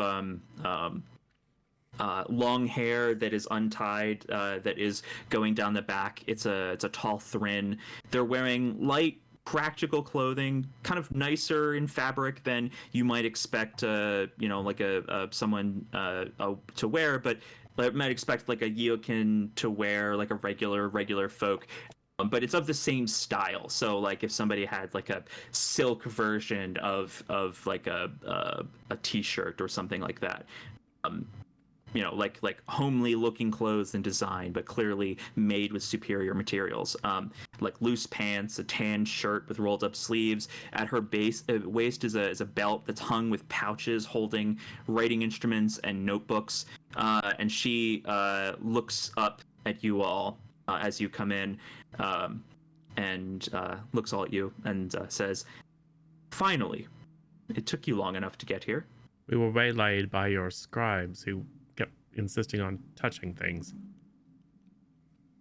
Did you tell them that you had a personal Yes. audience with me? And then they insisted. Oh, and then they, once we told them that, they reacted as if your plan was to kill us. Oh. Who was it? I don't know. We didn't Did you ask get their their name. No one here seems to be polite enough to do the proper thing, which is to introduce oneself before intruding in a stranger's space and touching their things. Well, To be fair, he did say, "Let me introduce myself," and then got distracted. Yes, but did he introduce himself or not? No. No, he didn't say his name. So he An said, attempt I'm was going to made. introduce myself, and then promptly made himself a liar, and then touched a bunch of stuff, and then, yes. But anyway, it's fine. Can we she walk? is kind of nodding, like, oh, sorry.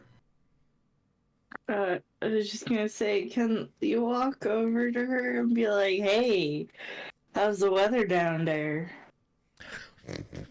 Sure. Why? Yeah, she doesn't move an inch as you walk over. You have, how tall are you again? 7 feet. Yeah, you've got at least 2 feet, 2 feet and change on her. She's looking up at you. Her expression doesn't change from a kind of calm, prepared, assuredness. And she's looking up at you as you come up to her. Everything is hanging as expected. Tell me, do you have a reason? Are you, do you normally come and stand right in the face of everyone you meet? No, just them shorties out there. So Please kindly take a step back, or I'll have to request the presence of my guards. She likes them shotties. Stay back. See, it's not comfortable when people get up in your space for no reason without introducing themselves appropriately, is it? Mm. Speaking of which, I'm Kenzo, which you, I'm sure, already know. Yes, But- we've, Niceties must be observed.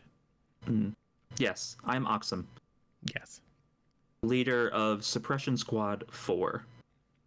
And she is looking around at you all. She just kind of, she's not looking at, she's not looking for a reaction, but she is, just kind of looking around at you all as she says this. And she leans down and she draws a piece of paper over, and it's a rough map of the area.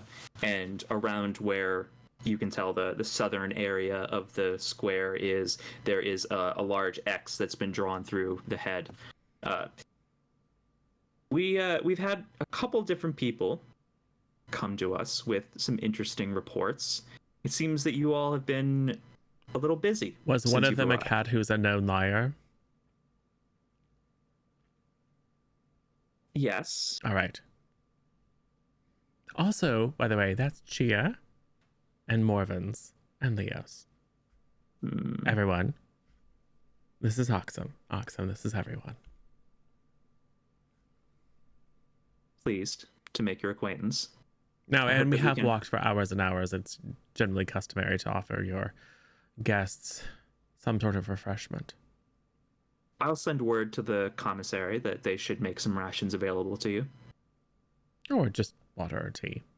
Just something out of politeness. No, we can't. There's no. The books in here are far too valuable to bring any food or drink in. Oh, all right.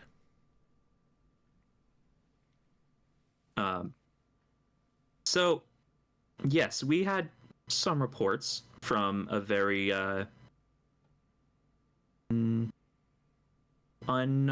unsavory catfolk came by, was telling us the oddest stories about the magical cider and undousable embers, and something about flying out of an exploding skull with all the force of a cannon. Something we just Yeah. Well, the only clearly. The only thing that is undisputable about that wild tale is that Morven cider is indeed magical. By which I mean it's quite good. It is a family recipe. Yes. Oh, it is. We have at least a few people here in camp who are historians of culture and cuisine. I'm sure they would love to know some more details about your family recipes, if you would be willing to share them. Well, I wouldn't be able to share the secret ingredients, but I can talk generally about my work. Interesting. Okay. Well, enough pleasantries. We know that you all went inside one of the heads. We know, I think everyone in the valley knows, that the head erupted. We're curious about what you saw while you were inside. We wanted to ask you to share any information that you can. If you are interested, we have perhaps some more opportunities for you that and she looks around at, she's looking at your weapons and your packs that you have with you, and some of the different like tent poles and cooking implements on your backs. We have some we might be able to make some resources available for individuals such as yourselves. We have many adventurers that we deal with. I'm sure we have some things that might be interesting to you. Well, it looks like you have quite a little army of employees here. Yes, we do. We are not usually. She doesn't say. She just says, "Yep, yes, we do," and she just stops there. Well, and how is it that we, lowly undertakers as we are, could offer you anything that your, I'm sure, very well paid mercenaries can't do? She looks kind of silent for a moment. Have you ever run a foot race? Of course. I used to run them a lot when I was a child. And, the younger ones, they would always think that the best way to win was to run as fast as they could as soon as the race was started. And I always thought that it was best to... I found that just the slow and steady pace often got me much farther. You don't throw all of your... and the same is true here.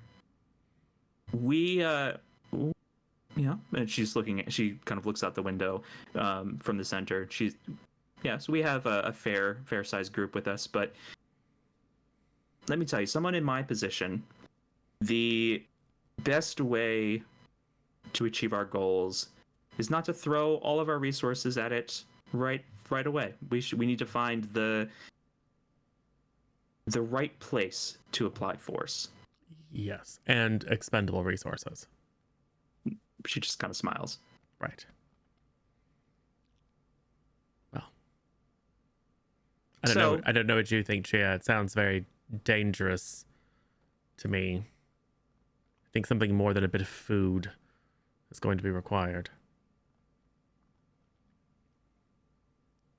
I would like to study the conversation to see what exactly we could get out of this, because I think she is kind of interested in but why are they here? And I think she's trying to get a thing of, can that be a bargaining chip, or is that just don't ask why, you're just here to give us information? Okay.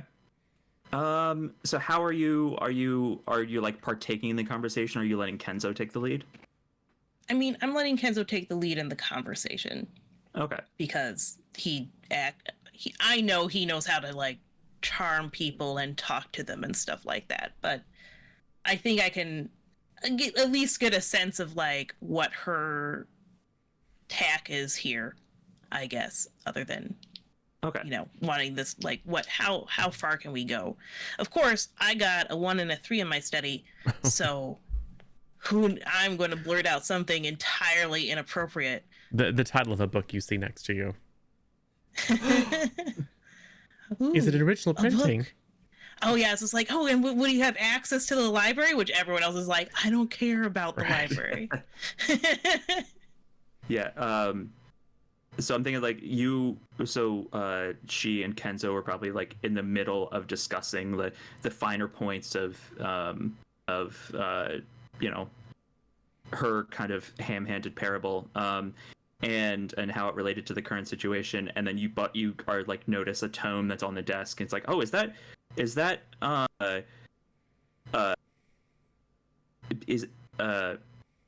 Milia's third account of the West? And the West, first edition?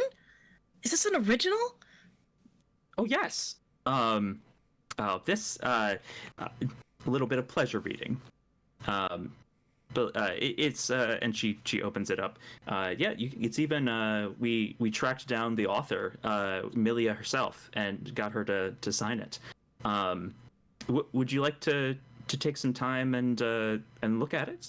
We could, if you, as payment for the information that you offer, we could let you spend some time with maybe this or some of the other tomes that are. And she walks over to a bookshelf where there's other kind of travelogues from a region that you recognize as, a couple months travel away. Here we have some other accounts from travelers in that area. We could let you spend some time here and study the tomes. Oh yes, that sounds delightful. What information was again that you needed? We just yes. We need to know how you caused the head to light up. That's quite presumptuous that we caused anything. She is just about to tell her if you don't interrupt the conversation. That's how I interrupted. It's quite presumptuous that we caused anything. We simply went in, met some fine, extremely unprepared young rabbit folk, slew some nasties that were trying to kill them, explored a bit further, found the place to be mostly empty and dull, and then met a friendly wall and talked to it for a bit. Oh, you talked to a wall? Well, I mean, I didn't talk back or anything like that, but it did seem quite friendly. It liked us. Were you... Well, it talked a little bit. Well, sure. Like more impressionist. Yes, it's true. It's true. It did seem to like us. Oh, so are you a geomancer? No, yes, I am. She is. Oh. I just make friends wherever I go. She makes a note. She opens up one of her notebooks and makes a note. Interesting. It's not exactly a hard guess that you all were responsible. We have multiple reports that you went into the head. Some of them came from Tally, but some of them from others that were camped nearby. And we are pretty sure that no one else went in besides you, and looks like some very injured rabbit folk who came out. You have our thanks for the aid that you gave them. All sorts of other beasties. Who knows what they might be doing? Yes. We have some accounts from people in some of the neighboring ruins that looks like they had a sudden rush of cave centipedes that came through that looked like they were fleeing something very, very quickly. So, it doesn't hurt to, it's not hard to put two and two together. You all went into a ruin.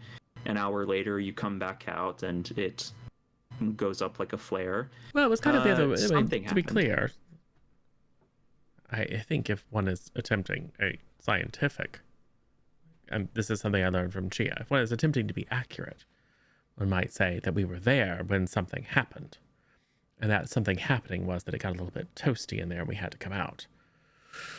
But that does not imply causation.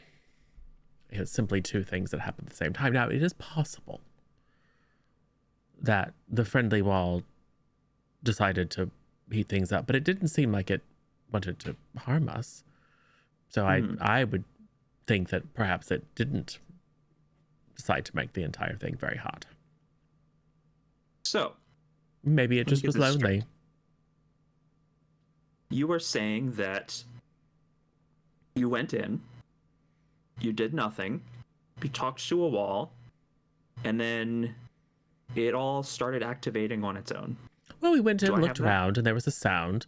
Couldn't really tell much about that. And then we saved some people, and then we were looking around a really boring, empty place, and then there was a wall, and we decided to talk to it. And it was nice. Seemed to like the attention. I have taken exacting notes about our particular actions when we went delving, as I do every time. Oh, you did? Yes, of course. And I believe Kenzo will tell us the terms that we want in order to exchange this information that you're looking for. Okay. The books, obviously, the books. Looking in the books, reading them, that's very important. Yeah. But I'm sure there could be some sort of beneficial. You were saying that we could help you out with what you're doing? Yeah. How about this? You give us the notes. We'll give you access to our library. We'll I'll tell our commissar that you should be given access to some of our storehouses, and we might have an item or two that would be useful to you all. And we have some further opportunities if you all are interested. We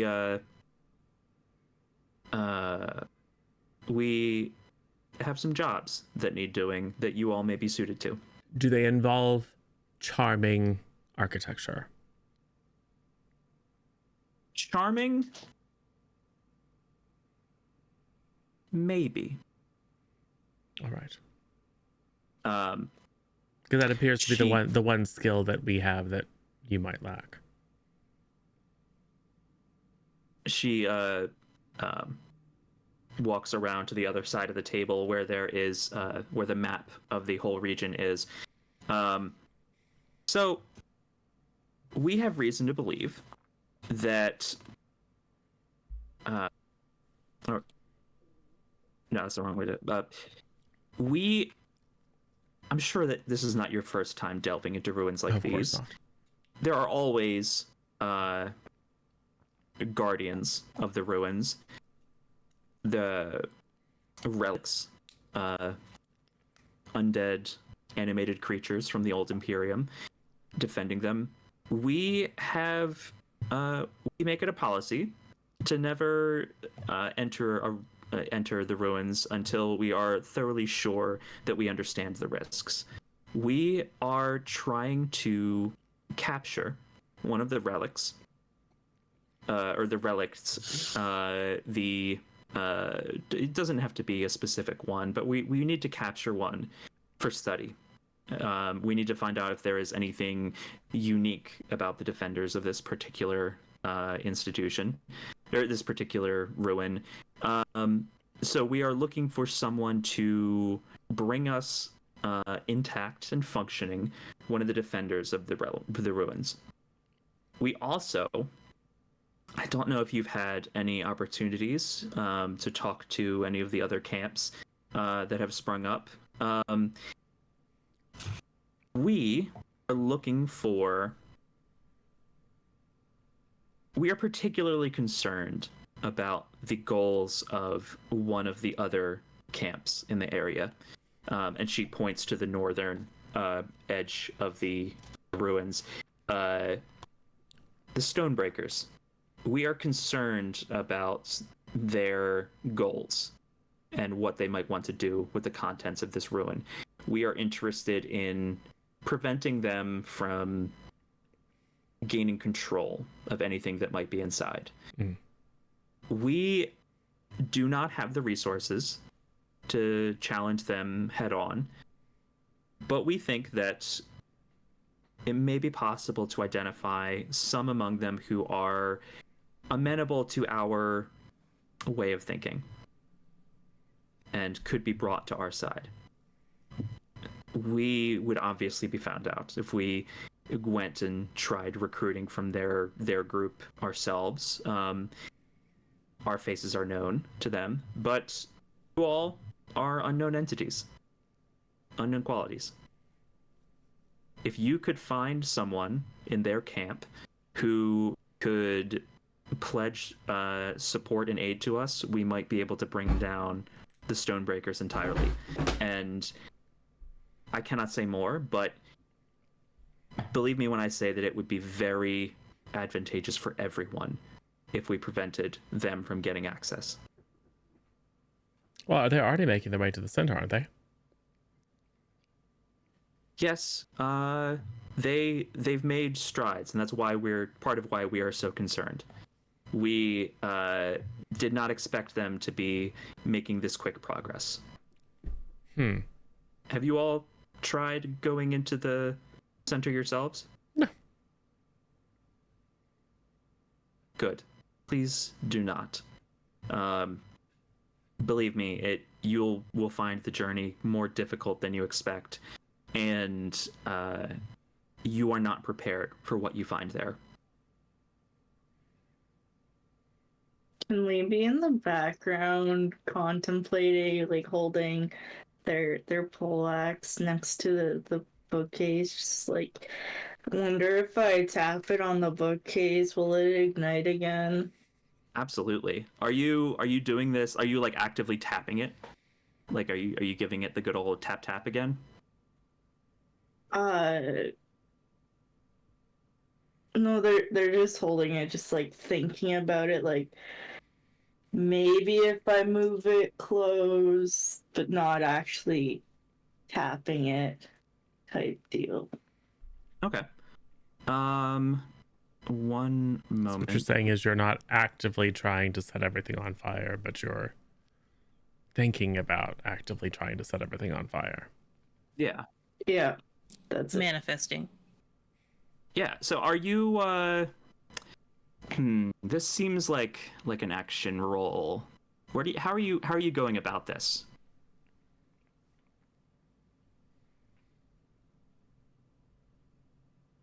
This feels like a tinker almost. Okay.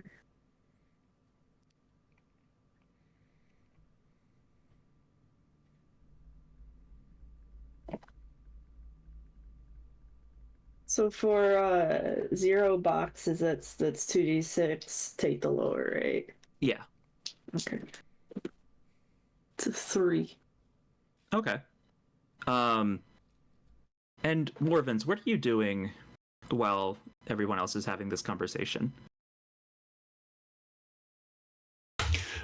When she pulled the piece of paper over with the X through the skull that we had entered, I drifted over towards her desk and took a casual glance over all the other paperwork. Okay. Yeah. Give me a sense. Or however you want to tackle this. I got a 4. Okay.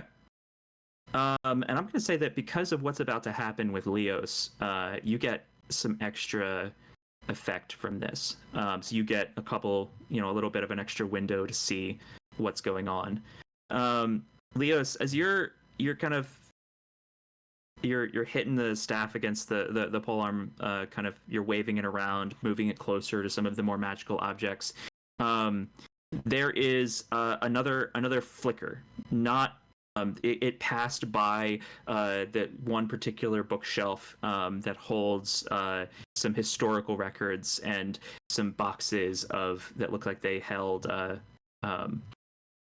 not necessarily documents, but more like primary like artifacts or like pieces of something. The poleaxe starts to glow again, and you can hear a little bit of a crackling electric sound as it is starting to activate again.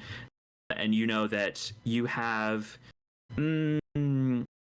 let's say that you have like a split second to try and point it towards something that isn't the bookshelf. And Kenzo, out of the corner of your eye, Kenzo and Chia, you're having this conversation with Oxum, and you're seeing out of the corner of your eye, you've got Morvins kind of looking around at the table. You've got Leos doing something with their poleaxe over by the bookshelves, and you see that everyone hears the crackling and sees the glow as it starts to come out of, and you can see that Oxum is looking over with this like horrified expression as she's looking at like between the bookshelves and Leos. What are you doing in this moment? Oh my god, Leos is gonna light the library on fire. This is the worst. That's what she is thinking. Just kind of quietly panicking. Silently going like, oh no. And Kenzo, you have a quick moment if you wanted to do anything else.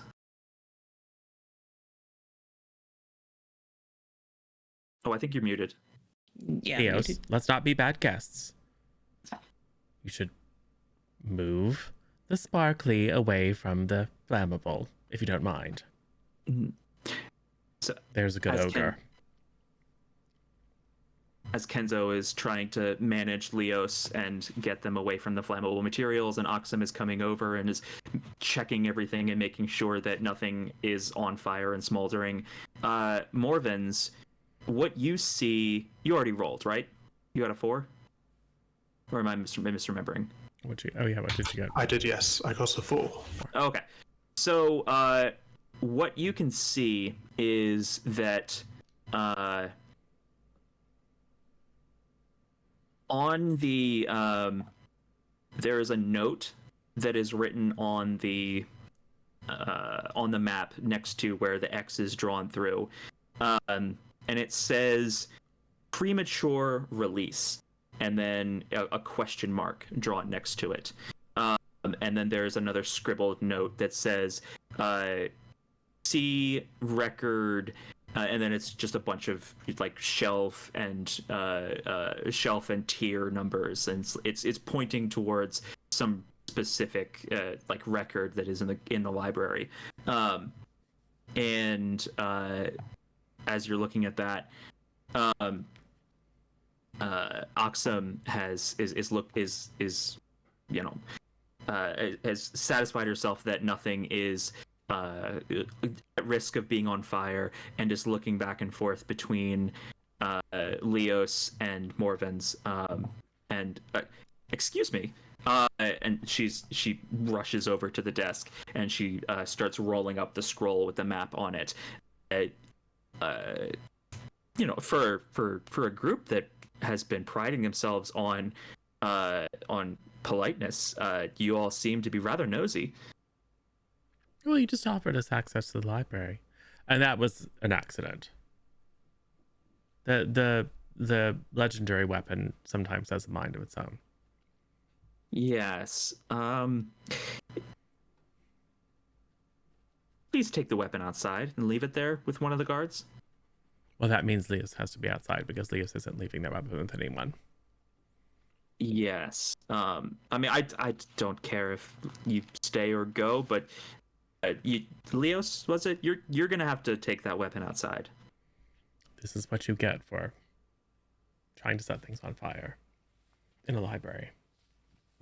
Man, Atlas here, he gets a little hot flashes sometimes. It's kind of like the lady stuff thing there. No one understands a word you're saying.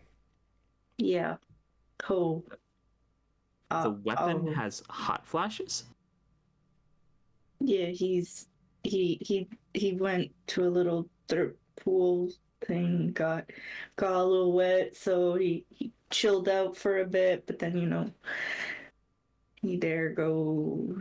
Usually it's pretty lit, and then that good old burn, so the flashes. Okay. She looks completely dumbfounded, like she lost track of what you were saying No. halfway through. I can see you're trying to make it make sense. Don't. You'll just hurt yourself. Please go stand outside for a moment and don't come back in unless you leave that outside. Okay. You. She's pointing down at Morvins. Don't do that again. It occurs to me, Oxum, that you haven't actually told us what you're doing here, or what your interest in the ruins is. No, I haven't. And it also occurs to me that the Stonebreakers are interested in the ruins, and they might be more amenable to talking to us. The Stonebreakers do not know what they're dealing with. I don't know why they're here, what they're after, or what they think they're doing here, but they don't. I can't tell you what this area is, but I can tell you that you do not want anything to do with it, and neither do the Stonebreakers. And whatever their plans are, they're not going to work. It's just, we need to stop them. We have sent emissaries to them several times. They have all been turned away. The last time, the message that came with them was that the next time we sent a messenger, only their head would come back.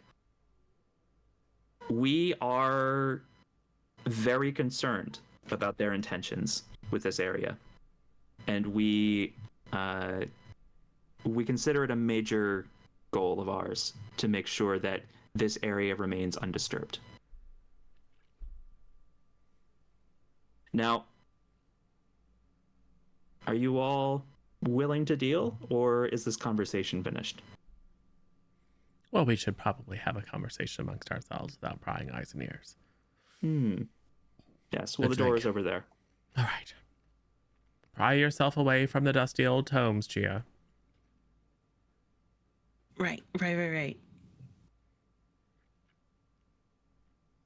Oh, Morvins, in addition to the note that you saw, you do remember the specific location of like the record that it was pointing to. Like, you remember like what shelf and what tier and what book it was referring to. Yeah. So as you all go outside, the guard that had been standing at the door, Oxum summons him back in. A word, please. And he goes inside, and through one of the windows to the side of the door, you can see that they're having a heated conversation as they're both kind of standing with their backs to you by the central table. But otherwise, they are occupied. I'm going to tell Kenzo and possibly Chia the reference, and not try to sneak at all, because that's not something I'm good at. Oh. So they went to activate it themselves, probably all at once, because they know what it does. And they're a bit miffed at us for activating it before they had time to be prepared. And probably want us under their thumb because they know that we know how to activate it. Are all your people like this, Chia?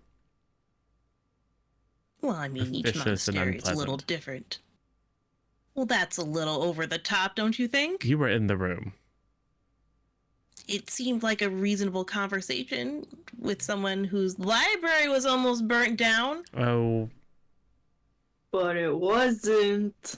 yes, that was just a bit of fun. And a bit of a If they distraction. do want to keep us under the thumb, then we ought to charge them for that. Yes.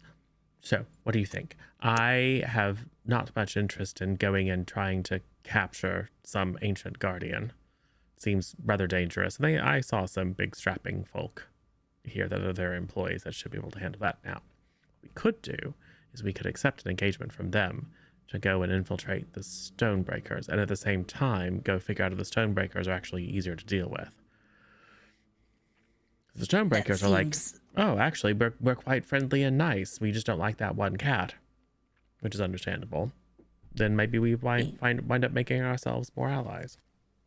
That seems a little deceitful if their goal is to try to eliminate that group entirely. Aren't the Stonebreakers churners? Probably. Yes, they're churners. Wouldn't you have a good read on them? Sure, probably. I mean, they're probably here for the fat loots. Yes. I mean, I to be find fair, it we're interesting. kind of also here for that. We don't know why they're here. To loot the place. Channers follow dungeons as they emerge from the ground. A dungeon has emerged from the ground. Yeah.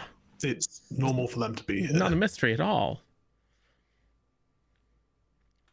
So, I say we agree sufficient to give you access to the library so you can find that tome that was referenced on the note. So we can learn more about what's going on here, because knowledge is power, as you keep reminding me. And then we go and we accept the commission to go and check out the Stonebreakers. And if they turn out to be nicer and more willing to share on an equal footing, then maybe we help them out. And if they turn out to be awful, or if their goal is, I don't know, destruction of the world or something, then we can try to sabotage them. Access to the books is nice, but I would like to push for some dust as well. And food. And she did say items. And she did say that if they tried to contact the Stonebreakers again, then it would be off with everyone's heads, which means it's a high-risk situation. So I think that gives us a bit of leverage. And they can't send any of their people. So I think that one gives us the most leverage. And the least likely to have to deal with some ancient, terrifying beast or machine.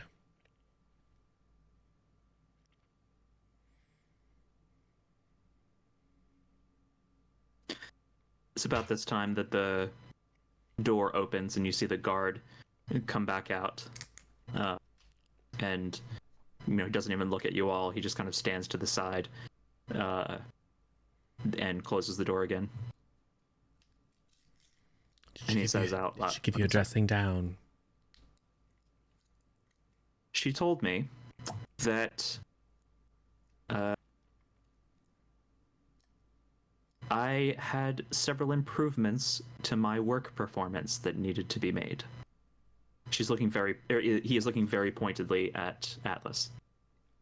Well, look, we didn't know it was going to do that either. How could you we were with it all day long and we didn't know it was going to do that. How could you possibly be expected to know? That sounds completely unfair. It is my job To predict not the let unpredictable. any threats. Regardless, if you all are done talking, then she would like to hear your response. All right. Well, we think you're doing a fine and commendable job. Thank you.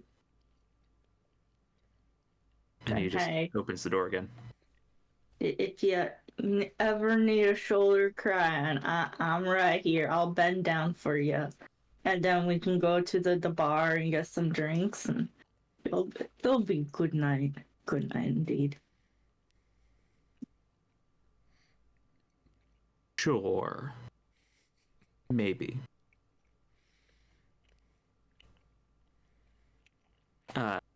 Inside of the tower, you can see that the whatchamacallit, the desk has been tidied up a little bit, and you can see that she is putting some volumes back onto shelves and not really looking at the door. But she, moves over to the table as you enter and looks up at you all. Well, do we have an agreement? Well, I think, should you grant Chia access to the library, us general supplies and some of these fascinating items you think might be useful to us, we should probably help you with the one thing that you can't do, which is to go talk to the Stonebreakers, since they said they would return heads on platters if you tried it again. Mm-hmm. Okay. she writes a note and gives it to you. Give this to our commissar. He'll give you access to some of our resources. And I suggest that you do not tell them that you are working with us. Well, won't they sort of know? Oh, you mean the Stonebreakers? Yes. Well, yes, because they said that if you sent anyone, they would chop their heads off. So I think probably telling them that you sent us is not the first, second, or 75th thing on the list of things we want to tell them. Yes. Anyway, if that's all, I have some things to get to. Sure. You want to stay behind, Gian? Indulge your curiosity. While Morvins and Leos and I go shopping.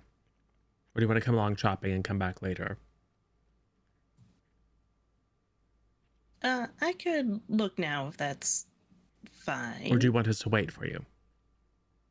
No, you don't have to wait. All right. I give Gia the "don't betray us" look. I shall pick up some earthworms for you, Chia, if there are any.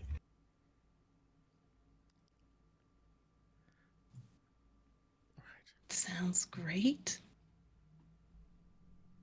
So do we want to follow? So Chia, you're going to be here looking into the library. Yeah.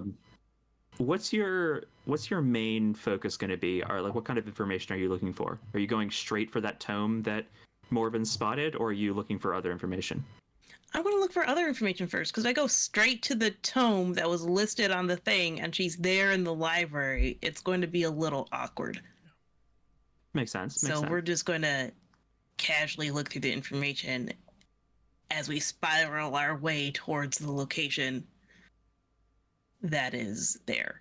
Okay. And if I have to read a ton of books in order to look not suspicious on my way up there, that's a sacrifice I'm willing to make. Okay. So it takes a little bit of some time. You make it through a whole bunch of the tomes.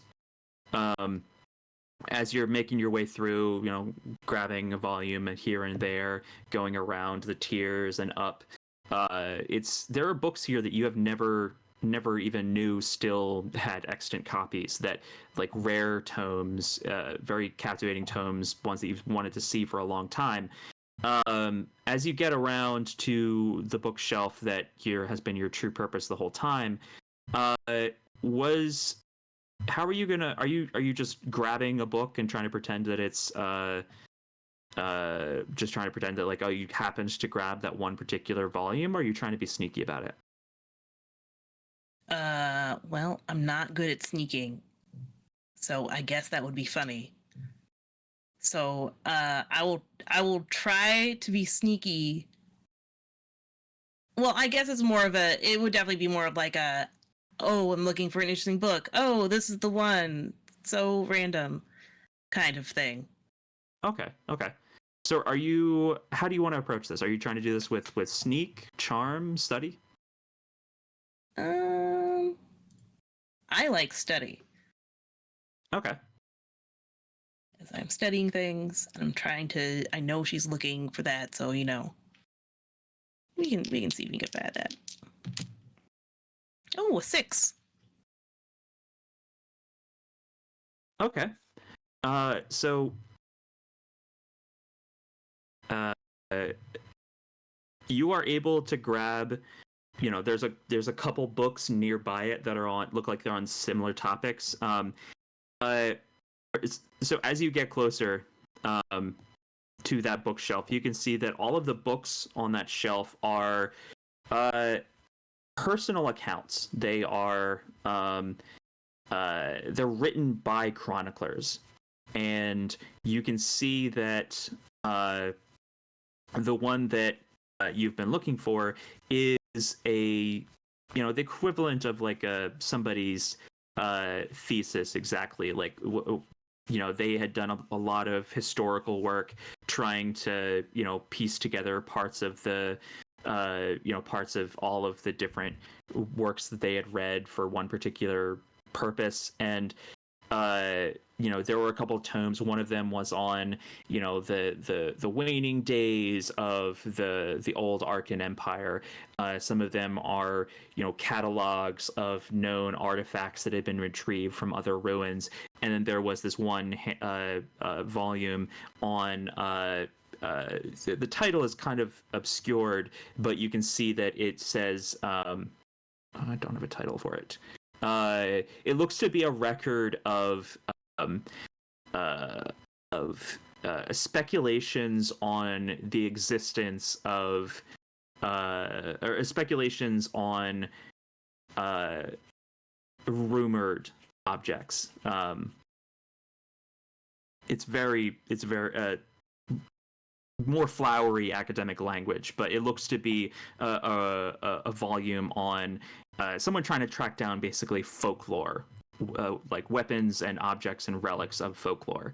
And as you grab it off the shelf, you're able to do it just casually enough as you're also grabbing other volumes that it is it goes unremarked, or it goes unnoticed by Oxum. And so, now you've got an armload of books. You're making your way down to one of the reading desks on the bottom level, and we can check back in with the others. So as you went, as Chia was left behind to do her work, you all, the guard, as you exited, said, okay, what you're looking for is over that way. He points over to an area to the south. The supplies are, over that way. It's a pretty short journey. Everyone is it seems like word has gotten around about about Leos's weapon. Everyone is kind of pointing and gossiping with each other as you walk by. And as you get closer, there's a larger tent. It looks like it's kind of square-sided. It's, big enough for a bunch of crates to be set into. And as you approach, you can see that one of the tent flap sides is open, and there is a tall Throg that is sitting at a small camp table and chair, and he's making some notes and comparing it to a list of what looks to be an inventory list that he is working from. And he doesn't look up as you approach. Is he taller than me? No, he is about 6.5 feet tall. So you've got some years on him. We'll go say hi. Okay. Hello. Yeah. What do y'all want? I've got work here, so if you're just here to say hi, then there's a lot of other people to say hi to. Everyone's so rude. Your leader, Oxum, told us that we could grab whatever we want, basically. Oh, she did? Well, here's the note. Looking at the note. Okay. He turns his back to you. He goes to a locked chest that's sitting on the floor behind him. And he opens it up, and there's a couple vials of dust inside that you can see. He takes one of them, and he turns around and puts it on the table. Well, she told me to give you this, and she told me to give you some food, some water. The food and water is over there. He points to an open crate over by the entrance to the tent. And she really... you must have gotten on her good side. Yeah, let me go get this for you. He stands up and goes to the back of the tent. You can see a couple flashes of light on the kind of reflecting on the inside of the tent. There's some blue and red and green lights, and some pings and noises as he deactivates some defenses on the chest that he's bent over. And he it's a small chest about the size, about the big enough to hold a couple loaves of bread, and he heaves it up, brings it over the table, and starts looking through it. Yeah, I can give you one of these probably. Got. And I think what this is going to be is a relic. So I'm going to give it to all of y'all a choice. So the relics are in the they start on page 245. So I'm going to give you all a choice of one relic that you can take from her collection, from the Booker's collection. And we need to wrap up soon, so we'll decide what exactly it is off stream. But as you all, but you will have a choice of relic from the list, and so there's probably a little bit of some time goes by, and you all are paging through the list and paging through looking through the treasure chest. You're deciding like, oh, do we want to take this or do we want to take that? After a while you make your choice, and you have received your bounty and payment, and he closes back up the chest with the relics and turns around and takes it back over to the back, and you can see some of the more similar flashes of light. What happens next? I have a question. Sure. Earlier, Chia said that this camp is laid out on a grid in a very orderly fashion, as is the way of all of the chroniclers. Would all chronicler camps have a storehouse in this particular location? It would be pretty typical. Yeah. How much background do you have with chronicler camps? I shouldn't think much, to be honest. Okay. So in that case, you've heard that they, every band of chroniclers is a little bit different, but you've heard stories about, of groups like this one, and all the stories that tend to be pretty similar in terms of, like what people describe, and what you're seeing now matches the descriptions that you remember. Thank you.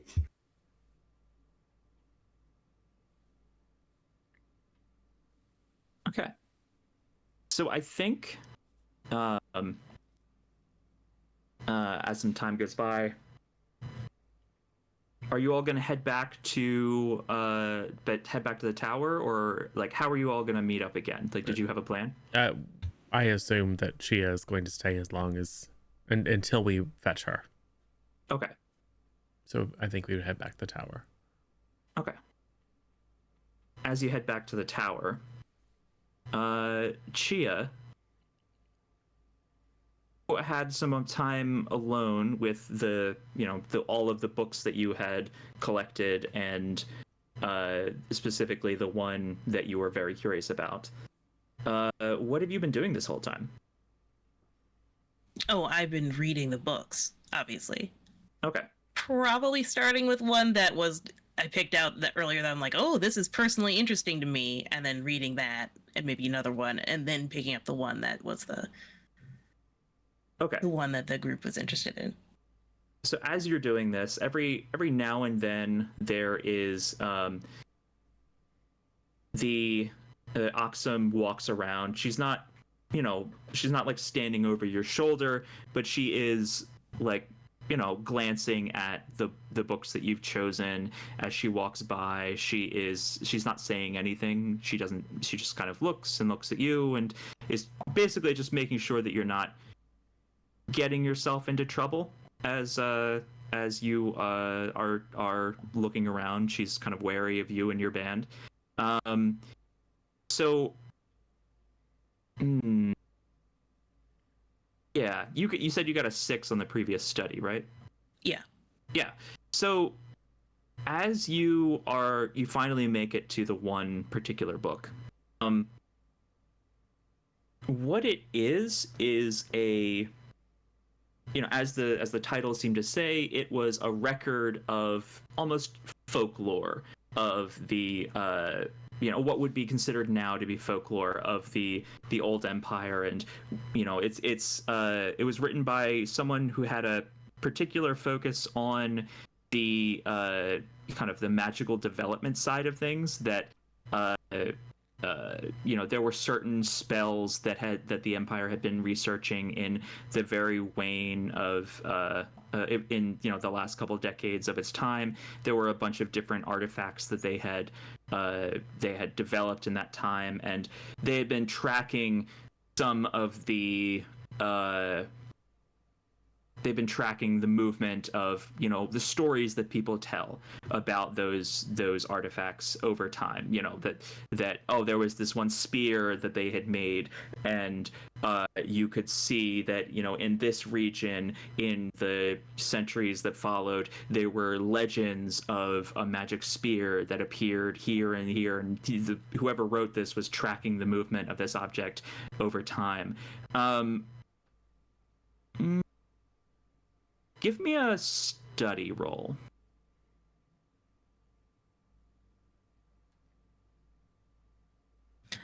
We are kind of in between explorations. Can I use effort still to push? Yeah.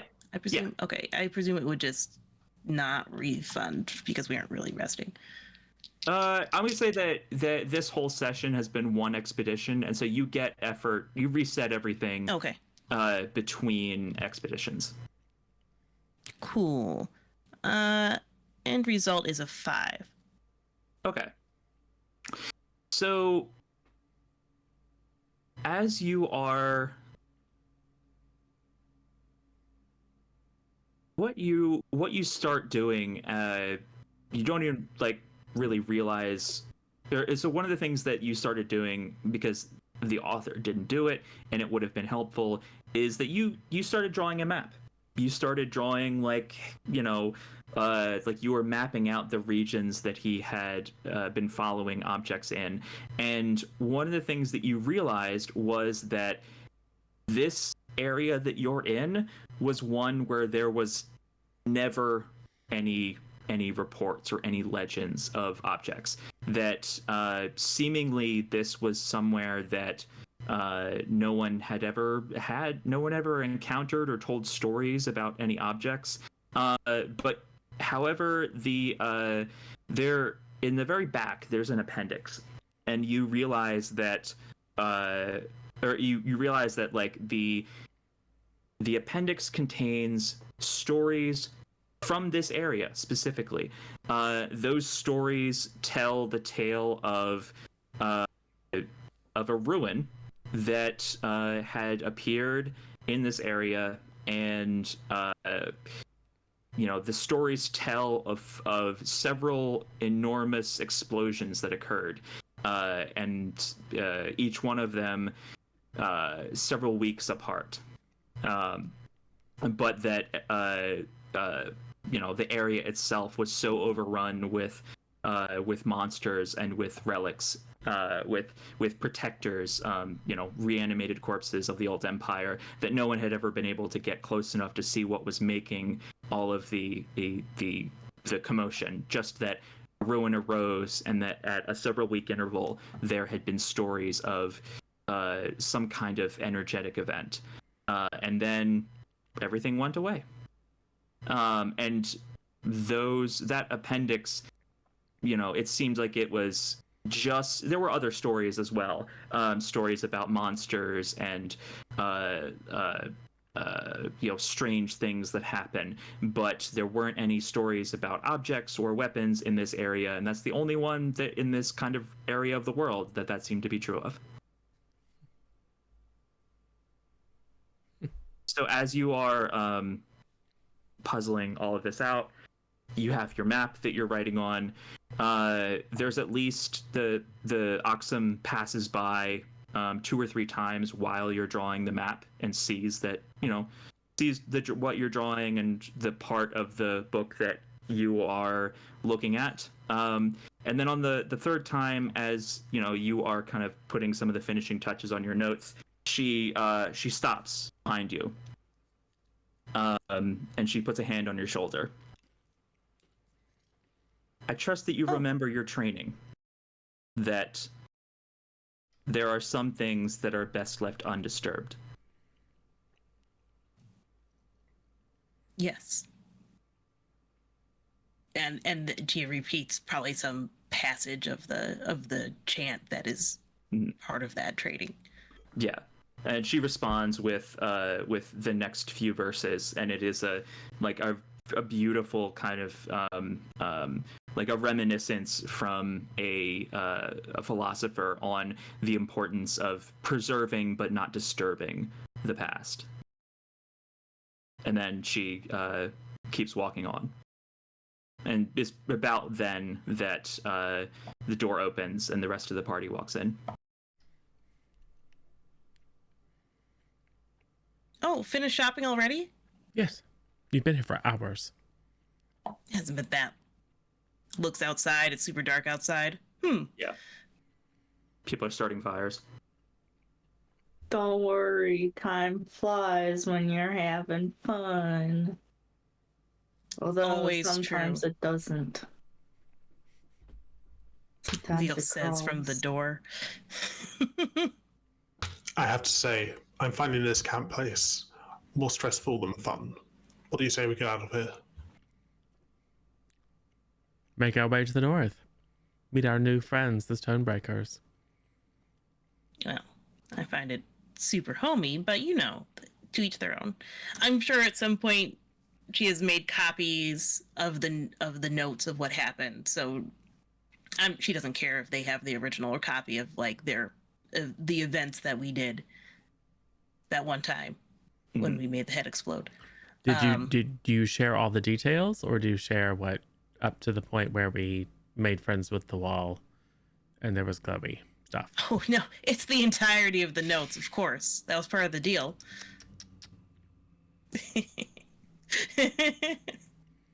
So we're leaving. So I'll put the books back as you do, properly filed, of course, and hand the notes of what we had done when we went into the head to Oxum, and then take my notes from the books I read. She immediately starts looking at the notes that you gave her. She's, thank you. I hope you enjoyed your time in the library, and I hope that you remember to keep all of your lessons dear to your heart.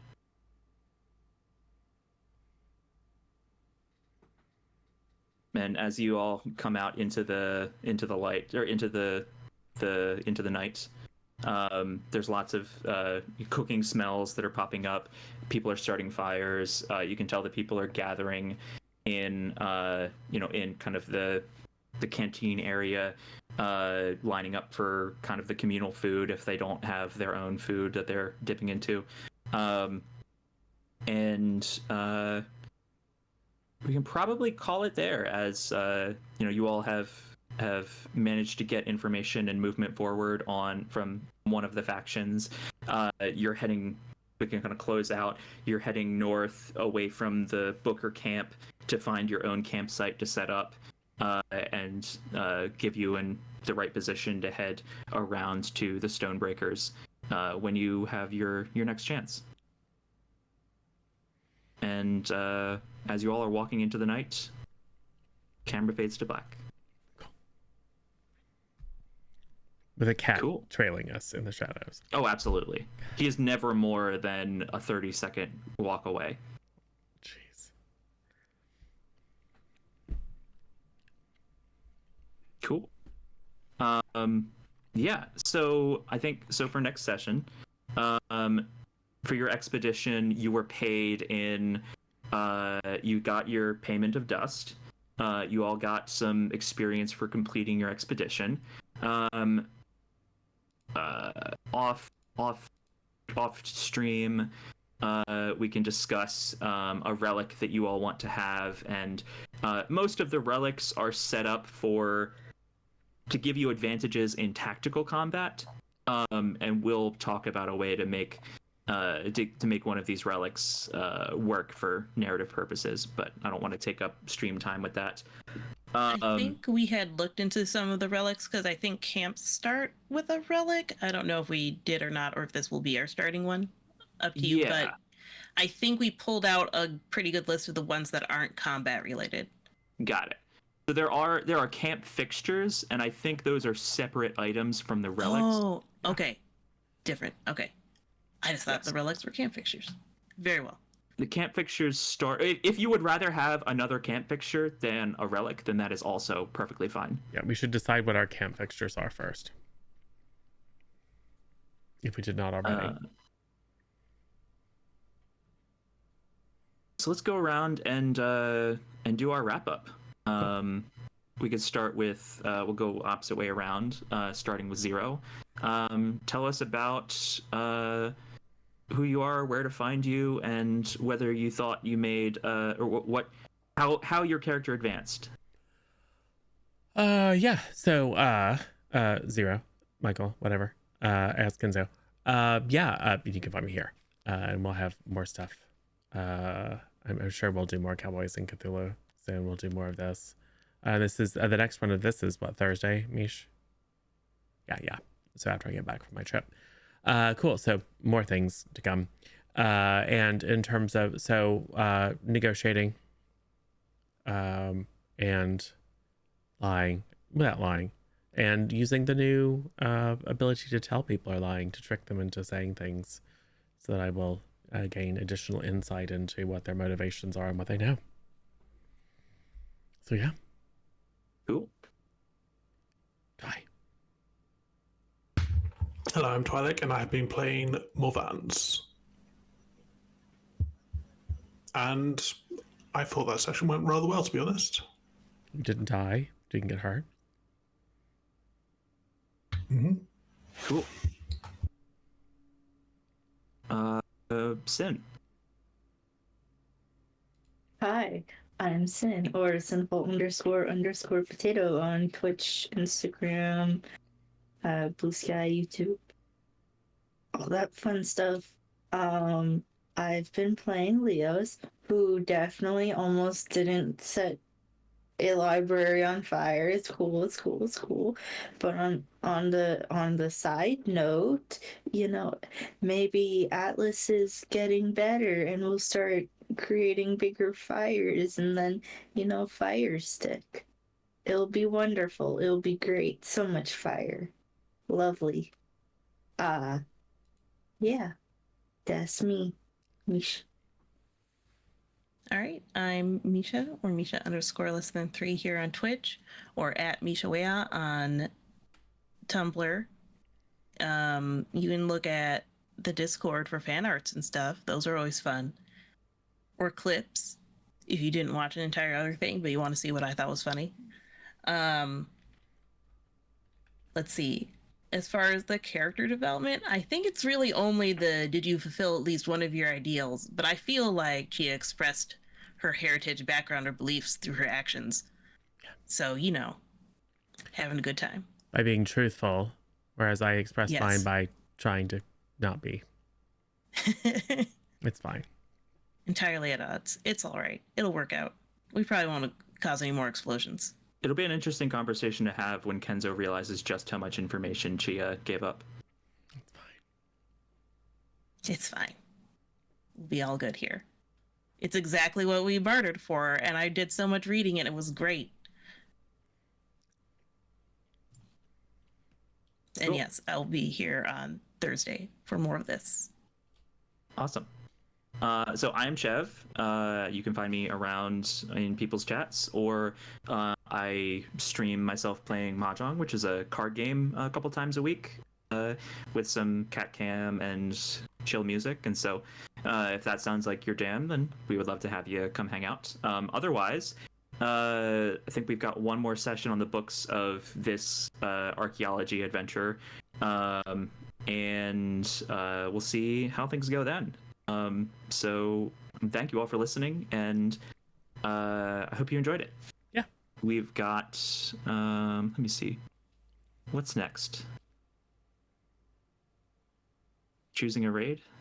Yeah. So, cool. Awesome. Well, first we're going to say goodbye to our friends on YouTube. Thanks everyone thanks Jeff for running. Thank everyone for playing.